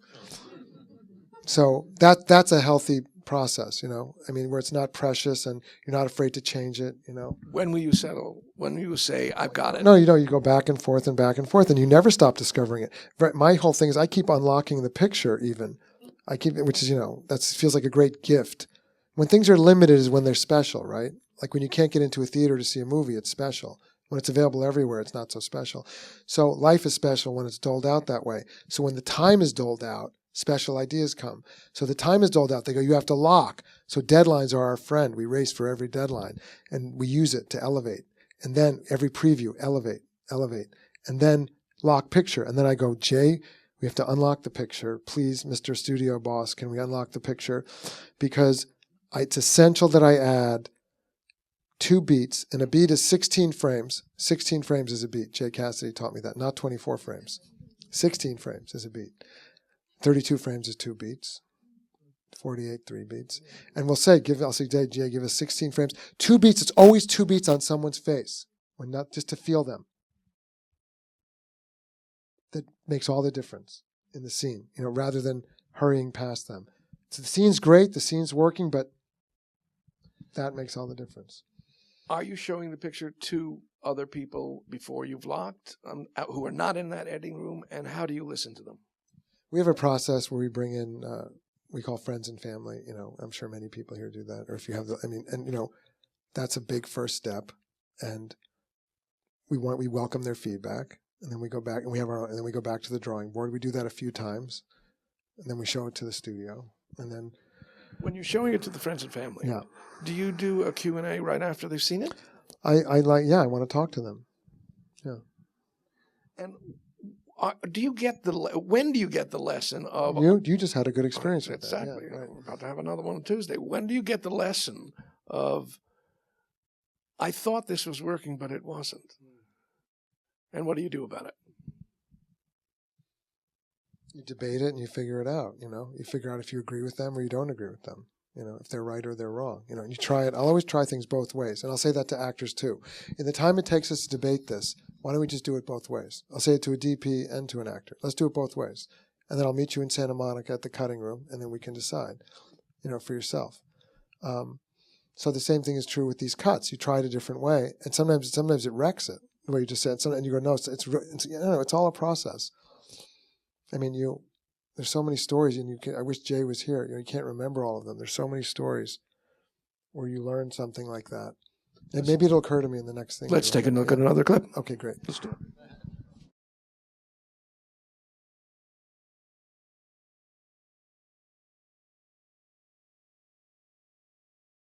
So that was the second beginning, because the interview happened before that. The film opens on a cold interview where Christian Bale sits into the frame and says, you want me to look into the camera during the interview? No, don't look into the camera.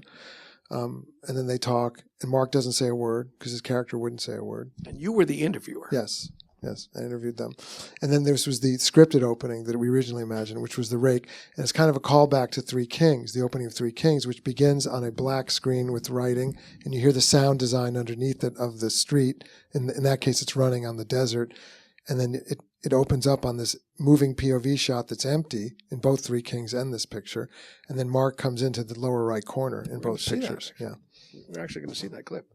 The walk down the street, all those people, the naturalism of it, casting all those people. This is not, obviously, this isn't a football game, but it's still got a lot of people in it. How did it all evolve? Was this pre-planned? Did you know who you were going to put in to play all those parts? Some of them must be real people right out of this neighborhood, because that's what it feels like. Casting those people. Talk about how you put that whole sequence together, if you remember. Well, it was all meticulously planned, and it was really like 3 days of work that we had to do in one day on this, so it was another very hard day, so it was all planned, just like the opening of Three Kings, which is like this, they go from this to this to this to this. Every single thing was picked and casted, and it was shot in one shot that then was cut up. And I need to tip my hat to Pam Martin. She edited my first film and The Fighter, and she wasn't available for the other film. She's a tremendous editor. And Sheila Jaffe, who's the casting director who works with Mark and worked with us on The Fighter. Sheila helped find a lot of these people who were real people from Lowell, and so did Angela Perry. And, so they all were very authentic, and some of them are friends. And that's my son who runs up and takes the 2 still pictures with them. They came out, that are freeze-framed. Was the drop unintentional? No, that was planned, and he did it just right. Which is hard to do. I wanted him to, right when they're supposed to smile and take a picture, to drop the keyboard. And his motivation was he was running with a keyboard to a pawn shop. That's the grating we shot through when we went like with an I Am Cuba shot from inside the pawn shop.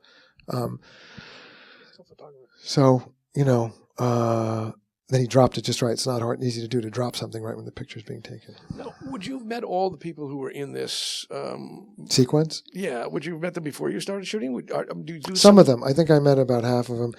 Some of them, there's the Somalian guy who's a friend of ours, Gare, who was in Huckabees. He's the guy at the end, the very beautiful black man sitting there.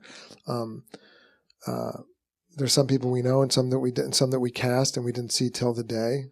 I mean, we rehearsed that shot. We rehearsed that shot, and I don't know if I think we must have rehearsed it without the cast, if Shelley remembered. I don't know that we could. I mean, we rehearsed it the day of, but I think we rehearsed it, like we scouted it and we rehearsed it, and we always timed it. We timed it because you don't want it to be too long, so we timed the whole thing and timed it to a piece of music. Was it the same piece of music? No. And then our editors found that song that became a hit by The Heavy, and we had discovered it. Our music, Phil Tallman, a tremendous music editor, found that song, and it was great. And then it got used in a car commercial by Kia, and it really bummed me out because I wanted to be the one to debut it. And then people said it didn't matter, and then I said, okay, it doesn't matter. There are 3 writers involved. At least I see their credits here. Well, there were 4 writers, like 3 or 4 writers. Those guys, I rewrote the screenplay with Scott Silver and did not end up getting a credit. That's how it goes sometimes. But Scott, those guys had done a prehistoric draft. Those other guys, and then Scott Silver had done the draft closest to this. And that was a much darker film he wrote for Darren Aronofsky, Darren was going to make the picture with Matt Damon and Brad Pitt and Mark Wahlberg. And I changed it with Scott to be what it became, which was more romantic, more women. The mother and the women were much more formidable, and the romance with Amy Adams' character was virtually non-existent in the previous draft. And these were all things that were very important to me. And the humor of Dickie and the really drawing out his charm. I think it might be one of the first times Christian is that immediately affable and funny and warm and goofy. He doesn't often be goofy. So, yeah. As you step back and look at a lot of your work, the love story is really important to you. Yeah, I like that. It's good when you have that. And it was hard in Joy because they kind of had a love story, but then she really was divorced and didn't really have another love story. So that made it hard. That was another thing that made it harder. I like love stories. Yeah. That's an honor. I like to live them. The lots of producers. How do you handle? What do you want from a producer? Well, there's like Paleolithic layers of producers. You know, sometimes you're like, who are these guys? And sometimes they're the people who originally got the rights. You know what I'm saying? So they're like a vestigial limb that's part of the thing. And you're like, oh, great. Okay, no, like, hi, thank you so much. You know, your contribution's amazing. You know, we can't go through every aspect of the process with you, right? Because you're like there's 9 generations of the tree grow after you. So we're like, you're like in some far circle of the tree. So, I love producers and I love working with them. I love producers who are there on the set. So on The Fighter, it was David Hoberman and Todd Lieberman, who were terrific, and they traded off. One was there for half the shoot and the other was there for half the shoot, and they were there sitting in the chair every day. And what do you want from them? I want them to help make stuff happen and help solve problems and help me make sometimes with some creative thoughts too. Like David Hoberman made a very nice contribution. Because very often I end up helping to solve problems, but it's nice when you also have a producer who's pushing hard to do that too. David Hoberman, when the father pulls up with the truck after the girls have had the beatdown with Amy on the porch, the 7 sisters have the fight with her on the porch, and the father shows up with his roofing truck. And I didn't really have the button to that. I knew he'd stood up and looked at them. And I think it was David Hoberman's suggestion that he get back in and pull the button drive away because he's so scared of them. And that was a very good idea that he had. Oftentimes, what producers are doing, particularly in many of our lives, is what do you do with that? Well, that is an important role. The closer. Matt Budman plays that role on our more recent pictures. He will take a picture of his hand pulling a plug out of a wall, and like someone on the set will show me this picture on their phone. Also, when he starts walking around, you're kind of like, and he's like in your peripheral vision. You're like, right? It's like, the Grim Reaper. Are you able to say, look, trust me here, even though we're going to be going over a couple hours here, you have all that bargaining, and all those conversations, Would you rather they didn't exist at all? No, I like to be on budget. I happen to like that. I think it's important. So I think it's important to making the movie work and all that. And so I try as best as I can. But it is painful. It's a painful thing to do. Well, oftentimes the pressure actually it helps, but it also hurts. Yeah. I'll horse trade. Got it. We'll horse trade with the AD department. I'll sacrifice things. I'll talk turkey with them. I will then promise you that tomorrow I will only take an hour to do this thing. Right? If we go over a little bit, it's never nice to go over. Everybody then gets tired. The moving camera. Are you walking with your Steadicam? You did seem to indicate that's true, but also I noticed that you've got lots of different angles that you took on this. You didn't just stay outside. You went inside. There's a shot from the inside looking out. And we were talking once about your definition of cinema, and it has something to do with lots of variety of points of view. Can you articulate this? I think it's a kind of sumptuousness and a deliciousness, that is visual, in any film, you kind of love it. I like being able to tell people sequences from films I love. And I could tell you sequences from those films I love, whether it's I Am Cuba, or whether it's, Goodfellas, or whether it's It's a Wonderful Life, or whether it's The 400 Blows, or, I could tell you a sequence from it, and with the shots, I don't know why. It's very comforting to me. It's like a song. Like if I was ever, if I was ever stuck in traffic or something, that's a fun way to occupy your mind. It makes you happy. If you sing, it makes you happy. If you go over a scene from a movie, if you tell somebody a scene from a movie, it makes you happy. If you tell them that scene. There's the HBO crew that's shooting here. There's also, and that was a device I grabbed onto. That I knew that the guy in real life had made what amounted to the first documentary about crack use in America called High on Crack Street, but he actually did believe it was his comeback story as a documentary as a fighter. So I thought that was too juicy not to fully utilize. And that was the vehicle for all the interviews. That became the vehicle. And so the crew here that we're looking at, real HBO crew? No, those are actors. But we did use the HBO fight crew to shoot the fight scenes because it was Mark Wahlberg, the producer's idea, to shoot the fight scenes first, which was like being thrown right into the fire. We shot all the fight scenes in 3 days, and we used the same HBO crew that had actually filmed the fights in real life. But then you have to make sure you're getting the really delicious stuff you want, like the shot from inside through the shop with the grates when they're on the march, the shot up to the porch, the shot looking down from the porch. These are all beautiful angles for a director to think of, amazing cinematic things that make it very beautiful and active and alive. Are you thinking them on the day? You said this is 3 days and 1 day? No, we plan it all. And sometimes you think of them on the day, but those all were planned. And so Shelley has the list, and she's like, you're not going to get these, or you are going to get these, And so what do you do when she says eye lines are wrong because we've got 4 people and she said to you, he's looking left and he's looking right, they're not going to look like what do you do with that? Unfortunately, we've been pretty good with that. But that I finally learned what the line was, like about halfway through my career. Yeah. Do you pay any attention to it? No, I do. No, I understand it. I understand. Yeah, I use it. Yeah. the fallen piece of the drink that falls down on almost of them. Yeah. Planned? No, that was planned. That was all planned. No, I wanted that. And also, that's like if you look at those big sequences from I Am Cuba, those are so exhilarating. Spectacular. It's exhilarating. Yeah. The freezing frame stills because there are a bunch of pictures. Was that also planned, or is that also editorial? No, I knew that. No, that was scripted to be that when he came up. So it gave my son, who was a boy actor at the time, the opportunity to mess up because it meant we were going to chop it up because it was like. So you knew them. So it helped with that, but also made it visually interesting. Let's look at another crop.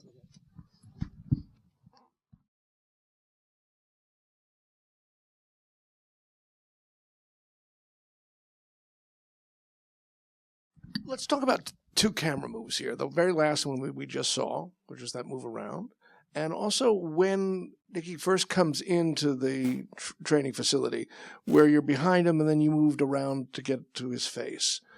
Making those decisions about those shots on the day, at the moment, where are you? Those were planned shots. That's one of my favorite shots. And I've also done it in Three Kings and other pictures where you come up on somebody's back and then you wrap around them and then you see them.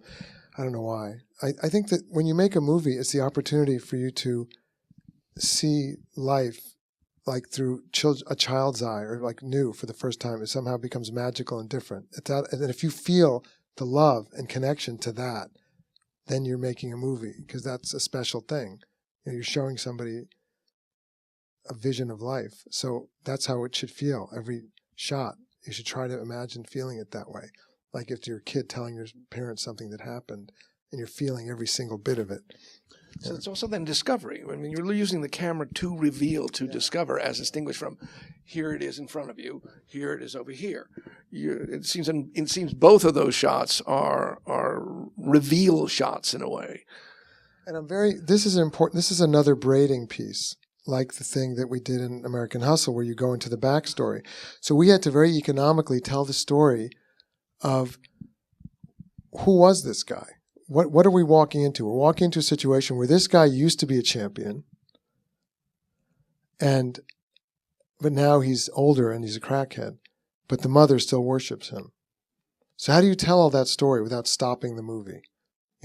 So you design a scene where she comes into the gym and she's bragging on the older crackhead in front of the younger kid, which was what happened. And then we reshot exactly the way it looked, that HBO sequence with that, I think that guy's name was Ray Carney or something, with the plaid jacket. And then I like the cross-cutting of the fight with him fantasizing about the fight while he's smoking crack. He's fantasizing about it. I thought Pam Martin edited that perfectly. That's great. And, choices of this? Did this just and then the happen? camera that goes around. That was just. I knew we were going to launch into this piece of music that was going to be them. And I thought, so we did at least one that went around like that, of them boxing. And Christian learned how to work the mitts for real. That is the real cop who did do that in real life, and Christian chose to imitate that as an improvisation.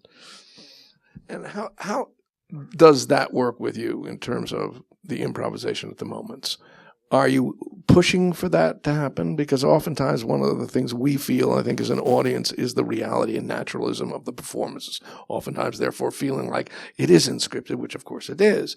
But you're getting these kind of moments that are the ones that are really rich.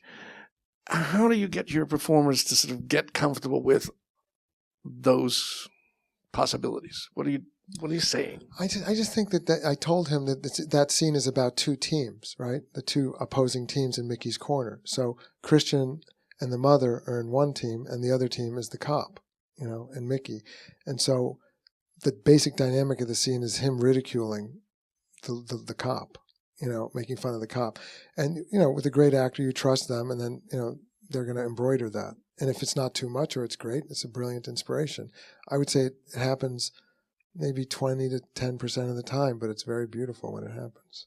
The times when you'll let it go knowing that you're going to be able to, that improv didn't work, I'm not going to stop you from doing it, but I'm going to cover it over here. And how much coverage are you aware of and wanting, so that when you walk back into that editing room, you've got lots of choices? Or because you did give us a couple examples where, I only shot it one way. Like in this sequence we just saw. This was a challenged sequence. So the schedule was a little tight, and the camera was a little bumpier than I would have liked. And getting all those people in that scene, was like, instead of it just being like letting it play in one, all I know is that we cobbled that together in the editing room to get each moment that mattered in that scene. And it wasn't exactly easy because it was shakier than we wanted it to be. Because I think it was one of the first days we shot, and we were getting our sea legs. Will you shoot a lot of coverage? You have to protect yourself. You have to give yourself choices. So it's good to have something to cut to, of course. Will you feel that if you're looking at a scene and now you've edited it, will you feel like, I shot 10 shots for this scene and I've used 5? Or will the lot of coverage end up most likely being used? We end up using a lot of stuff that we've shot. Jay Cassidy, I think, would say that to you. Mm-hmm. And there's still a lot that we don't use. But a lot of the inventive angles end up getting used. There's a wonderful moment here when Mom is complimenting the other son, and it's a close-up on Wahlberg, and he's just listening. But in that listening, everything's contained. You can see both his disappointment and his love and his appreciation and his being trapped in this relation. Do you remember this moment? I mean, because you certainly have it, and it's a closer shot. It may be the closest shot in that whole sequence. But do you remember how that evolved? Did you have to say anything? Obviously, Wahlberg knew this story really well. I mean, this is something that he, wanted to tell. But I'm wondering, just, to me, it's a great moment, just a silent moment of performance that has such power. Well, his character is a very quiet character, which is a much harder performance to do. Right, so we had to make sure we got the moments that mattered, and that was one of them. I remember saying you have to show disgust to some degree with what your mother's saying about you, So that was definitely a moment that he had to have, without being neutral. In working with Melissa Leo, who creates this irritating mom, do you remember the evolution of her discovering this character and the two of you working together? Yeah, she hung out with the real Alice and the real sisters, and she wanted to respect her. And, I wanted her hair to look just like that, which she was a little nervous about. And she did it in steps. And I said, no, go all the way. It's like, really go for it. And she has a lot of hair, so she cut her hair like that and made it look like that. And I loved her being in the mini dress with her slippers walking around. Yeah, I have to love each character in some way, and that character has to feel loved, even if they're the bad guys. That's a tough character to love, but she's got to love it. Love her. Yeah, I loved her too. You can hate her, but you can also still love her. Yeah. Well, she's also caring. I mean, it's selfish, but it's not selfish. I know we aren't seeing all the daughters, but can you talk a little bit about them? Those of us who know the movie, they are this phalanx of power, and I'm curious how you created them. The guy who was boxing Christian Bale in that scene is Paulie, who was a friend of Mark Wahlberg's from the neighborhood, who had a very rough road, and he died tragically a couple of years ago in a violent crime. And some of the women who played the sisters were people who had actually been, one in particular, had actually been a drug addict with the sisters, but still worked sometimes as an actress in Boston. And 2 or 3 of them were local Boston actresses, and then 1 or 2 of them was from Los Angeles that we brought in. Now, how did, to create that family, sometimes what we ask, our actors to do is to go hang out with each other. How did that, I mean, you really do feel this is a unit. How did they and you create that family? I mean, I know this is shot on a tight schedule as well. Did they spend time? Did you encourage them to spend time? Were they cast before you started to shoot? I spent a lot of time casting them, and I told them to be a pack and encouraged them to be a gang, because that was the trick of the movie to me. I could tell whenever I'd watch the movie be screened that people were digging the movie but when the penny really drops for the audience is in the scene when Mark and Amy Adams face off against the 7 sisters and Christian, and you can feel people go, "Oh, it's a family feud." Oh, it's like a fight of clans inside a family, and they get all excited. It's like watching people on Jerry Springer or something. So you can feel the excitement in the theaters whenever that would happen, and that we knew that was something delicious. And I knew that those sisters had physical fights with the Amy character, and so I was sure to put one in that I was especially looking forward to. That I knew it was to be a very exciting scene. What do you do with the physicality here? How do you prepare for the stunts? In that case, I happened to run into Amy Adams at a Whole Foods at like 10 o'clock the night before we were shooting it in Andover, Massachusetts. And it was empty, and she and I were like the only 2 people in the supermarket. And I showed her how I wanted her to do the fight in the empty aisle of the supermarket at 10 o'clock, and we kind of acted it out that night. Other things like how she goes to bed with Mark Wahlberg in the movie. It's a very seductive sequence. Mark and some actors feel like it makes some actors more comfortable if you tell them exactly how you want them to do it. So it takes it off of them, because they don't want to have it up to them to do something sexual. They don't want to be perceived as doing something inappropriate. So I made sure to choreograph, with, my partner, what I wanted them to do exactly what I wanted them to do the day before. And then that's what I told them to do. And I acted it out for them. I'm willing to embarrass myself as a director, which takes the stigma away from it. Like Mark Wahlberg in the 3 Kings wouldn't dance until I danced in front of the whole crew. So I danced in front of the whole crew. And I wouldn't cry until I cried in front of the whole crew. So then I cried in front of the whole crew. And that freed him. So likewise with the sex thing, if you do it, you kind of act it out, then people can laugh, and so then it takes some of the stigma off of it. There's some physical behavior. I remember there's a scene when, in fact, I think it's right before he gets his hand broken. It's in a restaurant, and they all get up to fight outside, and Amy falls out of a chair. And it felt like that's exactly what happened. It didn't feel like, this had been choreographed, but it may very well have been choreographed. And I don't know if you recall. No, she did it. She did it many times, and she did get a rug burn on her leg, and so we stopped doing it. But she liked the idea of doing everything she could to stop him from leaving the restaurant, from where he was going to meet tragedy, and she held on to him. That's commitment. She held on to him. That was a choice she made, or we made together, and she decided to hang on to him until she hit the deck. And then after a few times, we said, that's enough. But that's also, literally hang on to him is a piece of directing. It's like if you're teaching the idea of using a verb to, as often people do over the last 10 years. Stop him from leaving the restaurant. Yeah. She's got to stop him from leaving the restaurant. And it includes, and acting is not just in the head, it's totally physical. Yeah. Let's look at one more clip. Okay.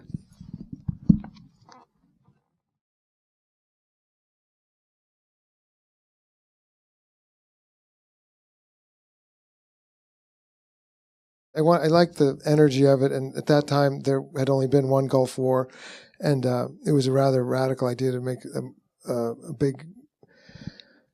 a movie about the politics of it, sort of, which I thought, Talk about the staging of, Well, because there's just that so was much all the stuff energy, going on. all the energy. That was another big Steadicam shot, and that was all storyboarded with Catherine Hardwick, who's now a director, who was a production designer on that picture. She's a terrific designer, and Robert Lambert, a terrific editor. Yeah, that was a lot. I mean, that's yeah. First of all, how did you discover all the alternative pieces? I mean, this looks Well, like I mean, just research. when I opened up all the research on the thing, all that stuff hadn't been looked at. See, now it's been. The war went into syndication, so there's 500 TV shows about it. But I mean, so all that stuff was weird at the time, that they pissed into those tubes. We found all that really freakishly fascinating, that they pissed into tubes that went into the dirt, that they sat on big water bladders that were as big as half this room, that they hung out and lifted weights, that the war was frustrating to them and they wanted to have more war. So to me, the movie was a meditation on violence, and there's only 5 bullets shot in the whole movie, and we watched why we did the bullet going into the body to see what a bullet did, which is like the movie. There's a moment here that when we're watching what these guys are doing, and after the first dancing outside dancing, and we see the weightlifter among. There's like a cut that must be like, I don't know, 6 or 8 frames that is so short that is the beginning of the sequence of revealing all of the pieces that you are revealing in this piece. I don't know if you remember, but it's so quick, and it does something. It's almost like a quick punch. It's like maybe a guy dropping weights or something. Yeah, like it's that. right. Yeah, and right before somebody lifting, but it's so fast. And there's the other guy. The use of the camera being us and stuff coming towards us, which is different. You've got a number of times when a shot will the eye line is almost right into the lens, not quite. When Spike has got the gun on the guy, I mean it's there when the guys are playing with the water bottles or outside.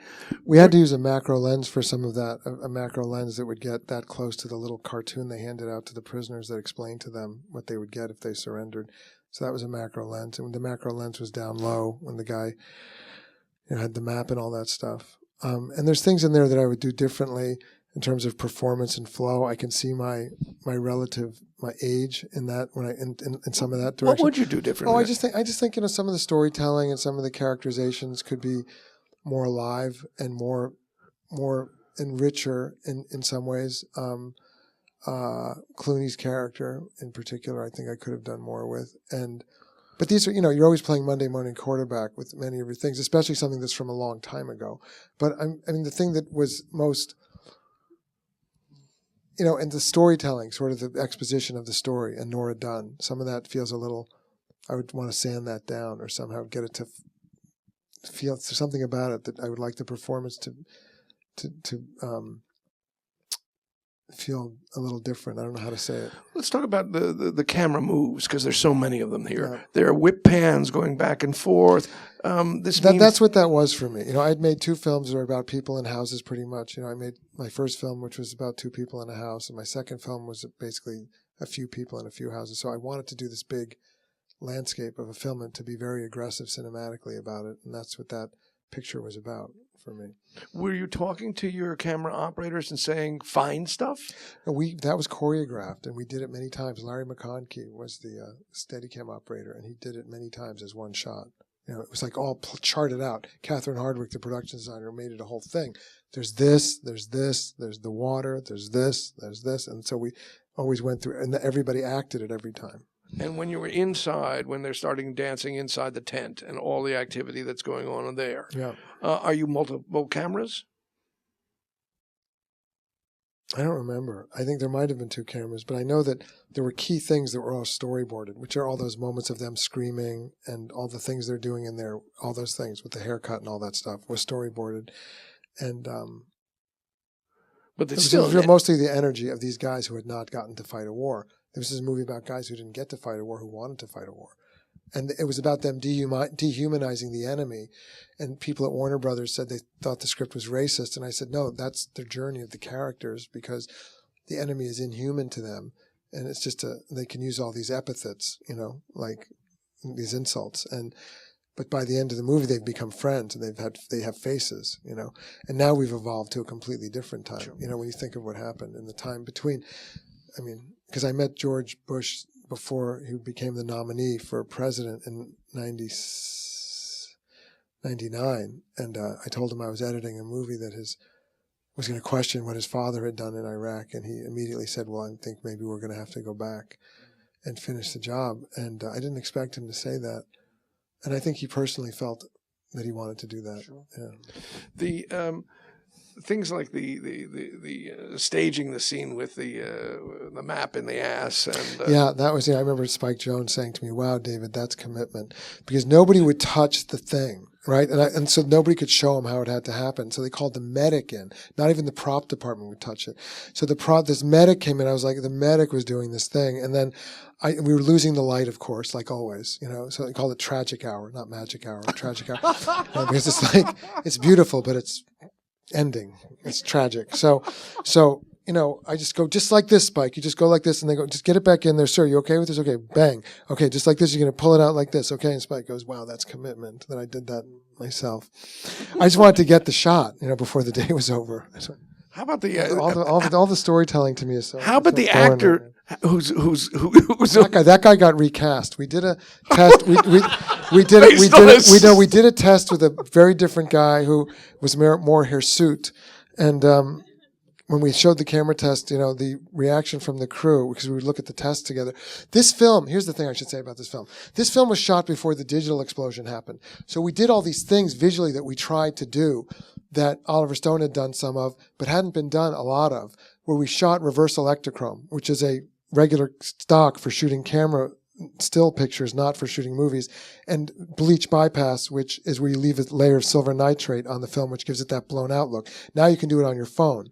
But at the time, it was a very big deal, and Warner Brothers was very concerned, and we had to change labs because the first dailies came back and you couldn't see anybody's eyes, and it seemed like it was going to be a big catastrophe. It was shot on Fuji, which we tested many times, and we shot the last existing Fuji stock on, I believe, American Hustle, because I still shoot film.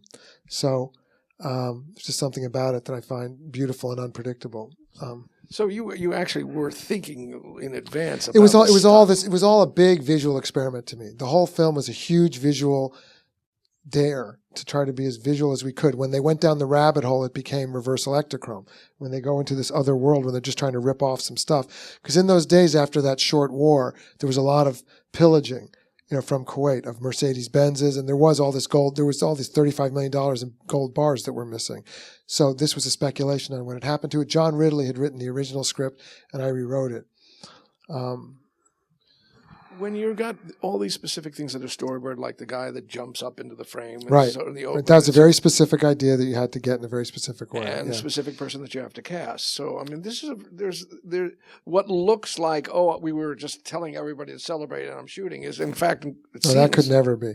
No, because to get that guy jumping, you can't actually jump on the bladder. I don't know, or like he could only jump on it so many times. No, they were all. It was like a candy box of shots for us that we wanted to explode you with the energy of that opening of the picture, you know, and to give you the weirdness that's of Mark and the weirdness of violence and guys who this moment's violent, this moment is not violent, the next moment it is violent, and to try to celebrate killing somebody, which is a very weird thing. Well, Mark's reaction, having done it, is pretty powerful, considering where the story is going to go when he turns around where everybody else is celebrating. The sex scene with Clooney, With George, and that's Judy Greer, yeah. and I still don't know what she says, but It's good. but talk about just shooting something like that. No, that was all rigged, so that the table would collapse with all the TVs on it. That was like a stunt department thing. That was rigged, and that was their introduction. And everything, all the videotapes, obviously, they were on all those. Yes, all those monitors. Screens were playing those monitors, and it was a media war and all that stuff. Yeah. Were there, in casting your leads here, were there challenges? Was Ice Cube easy to sort of bring in? No. He wanted to do it. I wanted it. Did not? No, he did. He did. Okay. No, I wanted it. I wanted him, and he was very excited to do it. Everybody was very excited to do it. George Clooney had not become George Clooney yet, and he was way, down on the list, and he had only made one movie, I think. And 2 movies. He made Peacemaker, which was DreamWorks' first movie, and he made Out of Sight with Steven Soderbergh, which was a very good picture. And maybe I'm getting the math wrong, but he was very aggressive in pursuing the role. So was Spike also easy for you? No, Spike I wrote it for. Spike was a friend who, he had hired me as a writer. Right. And so, I wrote that role for him. And he was editing Being John Malkovich at the time, and they were very angry that he was spending all this time in the Arizona desert. Did he go back and forth? Yes. Yeah, and then we were both at the lot, cutting at the lot. Got it. I think we have one more clip. Do we not? Really? No. You guys are okay with one more clip and one more discussion? I What know is it's it? Do late. we have So another? give us. What is the other one? Serena, what is it? I think we have. Oh, great. Yeah. Great. Do them. That's all right. God. So we'll look at this and have one more discussion. Is that okay with you all? You guys win for Zen meditation. It's all right? Okay, good. All right. They're all right.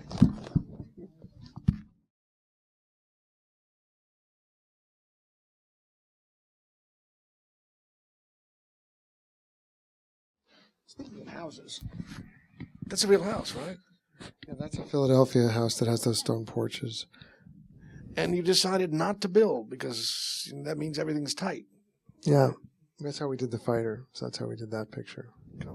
And how did you do the fight with the two of them? How did you, the three of them, I should say? It was choreographed and with the stunt department. And there's something that happens here with people talking on top of each other, which you do in a number of scenes in a number of your movies. And how does that all work? How do you get that to happen so that it's fluid? Well, this is in a case where it's sort of warranted because he's having sort of a manic episode, which is something that I have known from family members so it was a personal thing for me, and it's a personal thing also for Robert, for his family. So we were familiar with incidents like this, and they just sort of take on a momentous energy that starts to build. And so that it made sense in that sense that it was building with the music. When you have actors, and this is a sound issue, a very, very pragmatic thing. If you've got 3 or 4 people that are talking at the same time, how are you handling it? What are you telling your sound person to say? Who's saying, please, I can't, I need separate tracks. I'm wiring these people separately. Or I don't know if you are, but how do you deal with that? I think we let it happen in this case. I think we just let it happen. And then if we needed the lines clean, we would loop them later. Some of them might be looped. Got it. And how? Let's talk about that too in terms of post-production and looping. Oftentimes, getting a good performance. What's that for you? How do you get? It's an art on the stage, and many of these actors are very good at it. They're very good at it. And how do you work with it? I will work with them. I'll go to the stage and work with them. Will you do lots and lots of takes, which some people do? No, you want them to get it so it feels right. So you have to keep doing it until it feels right. And in terms of just the syncing up, something's the technicality of it. Okay, it's going to fit in your mouth. All the technical guys tell them that, so I don't have to tell them that. That's a note they can take from somebody else. That's not in sync. Talk about the work that the two of them did together, because it's so. Jennifer and Bradley. Yes. I don't know. It's just that was Jennifer had not come out in Hunger Games yet. She'd been in Winter's Bone, and so she was kind of a revelation to us on the picture. And the story was always a story of these two fractured people. And there's a vulnerability to it and kind of a beauty to it. And the contradictions of her performance. I remember it was the idea of somebody from my office who said after she clutches him, and it was from a novel that was written that I adapted to something that was more personal, and by Matthew Quick. And the person from my office suggested that after she embraces him, which is very confusing, that then she slaps him, which is further confusing. And the reason she slaps him, the reason we had for it, was that she had been so vulnerable and had sort of exposed herself to him, and she felt she was mad at him for that reason, that somehow that's something that she had done. And he was in love, really, at that moment. And when he's looking at her walk down the driveway, it's over, But it takes the rest of the movie, really, for it to happen. That moment when he says, "What's going on?" which gets a laugh. He says, "What's happening?" Yeah. And you also decide to pull back on it. It's you've been tight on the two of them. Now that's a dark print, by the way. I don't know if we should just make a note for the future. It was dark, but yeah. I don't know. I saw it. I felt it in a very specific way. So And that the thing of Bob in the night with the pajamas, that was debated with production. Do you really need him to leave the house with the pajamas?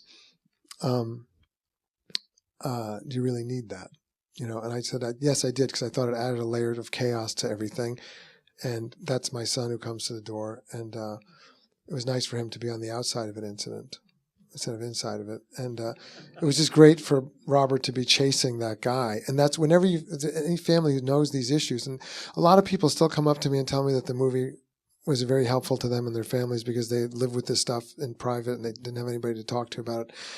And it was cool to see it in a movie and so they could talk about it. And so I still go sometimes. People say, "Can I talk to you?" And I think, "Did I hit your car?" And then they'll ask me what kind of doctors they recommend for their family member who's struggling with these things. But when somebody's on the lawn at night with bloody pajamas, that something's going down. That's like that. That to me is the sign of like something's going down in that house. And there have been scenes in our neighborhood or other neighborhoods you're like, something's happening over there. Somebody's outside at night in their pajamas and they're yelling. Simultaneous action becomes something that is also you're very conscious of, so that you will have 2 and 3 things happening within your story. You use the word braiding in terms of the way you're doing it, and that's another example because you could have stayed inside, and I don't know who's arguing, not go outside except it's night and you have to light for night. So obviously that was something that was... It added a lot of time on a short schedule. Now, I know you said it was dark print, but you also still may have been true. Do we not see De Niro's face when he's first in bed and he's saying, don't... Well, you can see it a little bit more. I mean, it's dark. It's dark in a nice way. There's you see little pieces of his face. And working with him, which you've done a number of times, when you first approached him, do you remember? First meeting? Yes, no, I met him backstage at an event at Lincoln Center for Dustin Hoffman, where we both were speaking for Dustin Hoffman, and we talked about our children who were facing different challenges, and we became friends. And and then I did some drafts for Meet the Fockers as a writer for hire, and we knew we wanted to work together. He was a fan of The Fighter and hosted a screening of it in Tribeca, which was very nice. It meant a lot to me because he was in Raging Bull. And, he doesn't do those things lightly. He doesn't do anything lightly. Although he's very funny, he still doesn't do anything lightly. So, you treat him with great trepidation and great respect. And, it was a very personal picture for him. And I think he creates a fabulous... This was kind of something where he sort of was reborn to a lot of people. Because he'd been doing so much work for so many years. And it was for his first Oscar nomination since Casino or Goodfellas. So it had been like almost 20 years or something. It's such a different character, at least it feels different. You work with people like Dustin Hoffman who have obviously more experience than you do, at least when you're first working with them. To get them to get to your performance like this one here, if you want to change performance, how do you deal with it? I mean, carefully? But you deal with it. Yeah. You talk about it, and when he sees how much you respect him, then he wants to have the conversation. And then there are things he'll do where you don't know what he's going to do, and you just leave him alone. There's certain actors you do that with. So the scene where he cried with his son upstairs, that was after. This happens a lot of times. You say, "Okay, that's it," and everybody starts to walk off the set, and you go, "Wait, let's just do one more." And something happens in that moment. Some people let go of whatever they had up to that moment, and then something different's going to happen. And then he cried when he was talking to Bradley Cooper's character, which none of us expected, and we hadn't even discussed it, and it just shocked us, me and Bradley. And Bradley was also a revelation, I mean, it's the movie I got to know him on, and I got to know him shortly before it, and it was a chance we took on each other, and it turned out to be a very beautiful collaboration because I think this is his last really boyish movie. I mean, everything after this is he's like a man. And he has the vulnerability about him, and his eyes have that very volatile quality, very emotional. And I thought it was a very beautiful performance. Casting the mother? And Jackie Weaver had just been an Australian actress who's very big in Australia. She had been nominated for a very good movie called Animal Kingdom. And, we read with Kathy Moriarty quite a bit because I quite liked her. And Harvey Weinstein, who's a very collaborative studio head in a good way. And has a lot of opinions. And I remember I'll tell you a couple of things. We did a camera test for Jennifer Lawrence where I imagined her whole character as a goth character. And she almost got a piercing in her tongue, which was her idea, not my idea. And she was totally goth with black lipstick, black eyeliner. She auditioned that way from her Kentucky home for the role. And then we shot all these tests. And Harvey freaked out and said, no, she has to be beautiful and young. But it was cool because going through that, she retained a patina of the gothic thing, inside and outside. So it was like her character had done that because she did all those tests.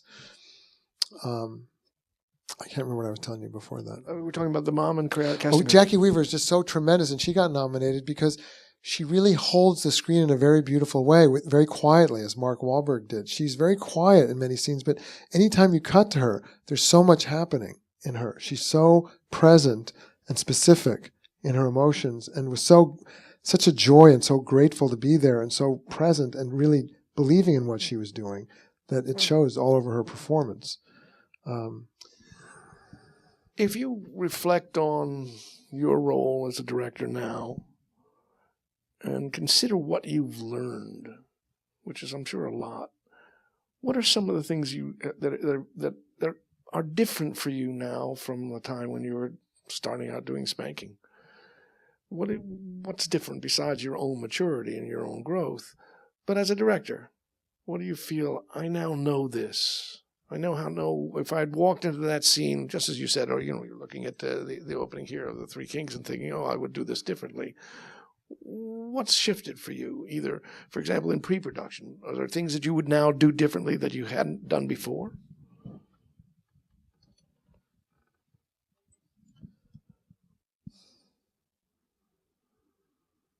I don't know, probably the most important thing is feeling like you know what you want. Mm-hmm. You know what you want, and you want to go deep with the character, as deep as you can, and being sure you find the way to do that, and being sure you're going to find the music and the beauty in whatever scene you're shooting, to feel very relentless about searching for that, because if you relax about it, you won't find it. So knowing that you have to be always very vigilant about that, but also knowing what it is you want, what feeling you want. I would say that's probably the most important thing, and having a sense of confidence on the set that other people then can put themselves in your hands. So because you have a confidence, even if you're not sure of things, you still have a confidence about it, and you know what you want from your heart, and sharing your heart with them, so they can put their hearts into it. So I would say that's well. And I've also learned that I love a cinema about people. And when you look at Three Kings, I mean, I like it, but I would not make it today because I'd rather be in a house with people. I'd rather be around people walking down streets and stuff. And I learned that about myself, that I like that. I prefer that.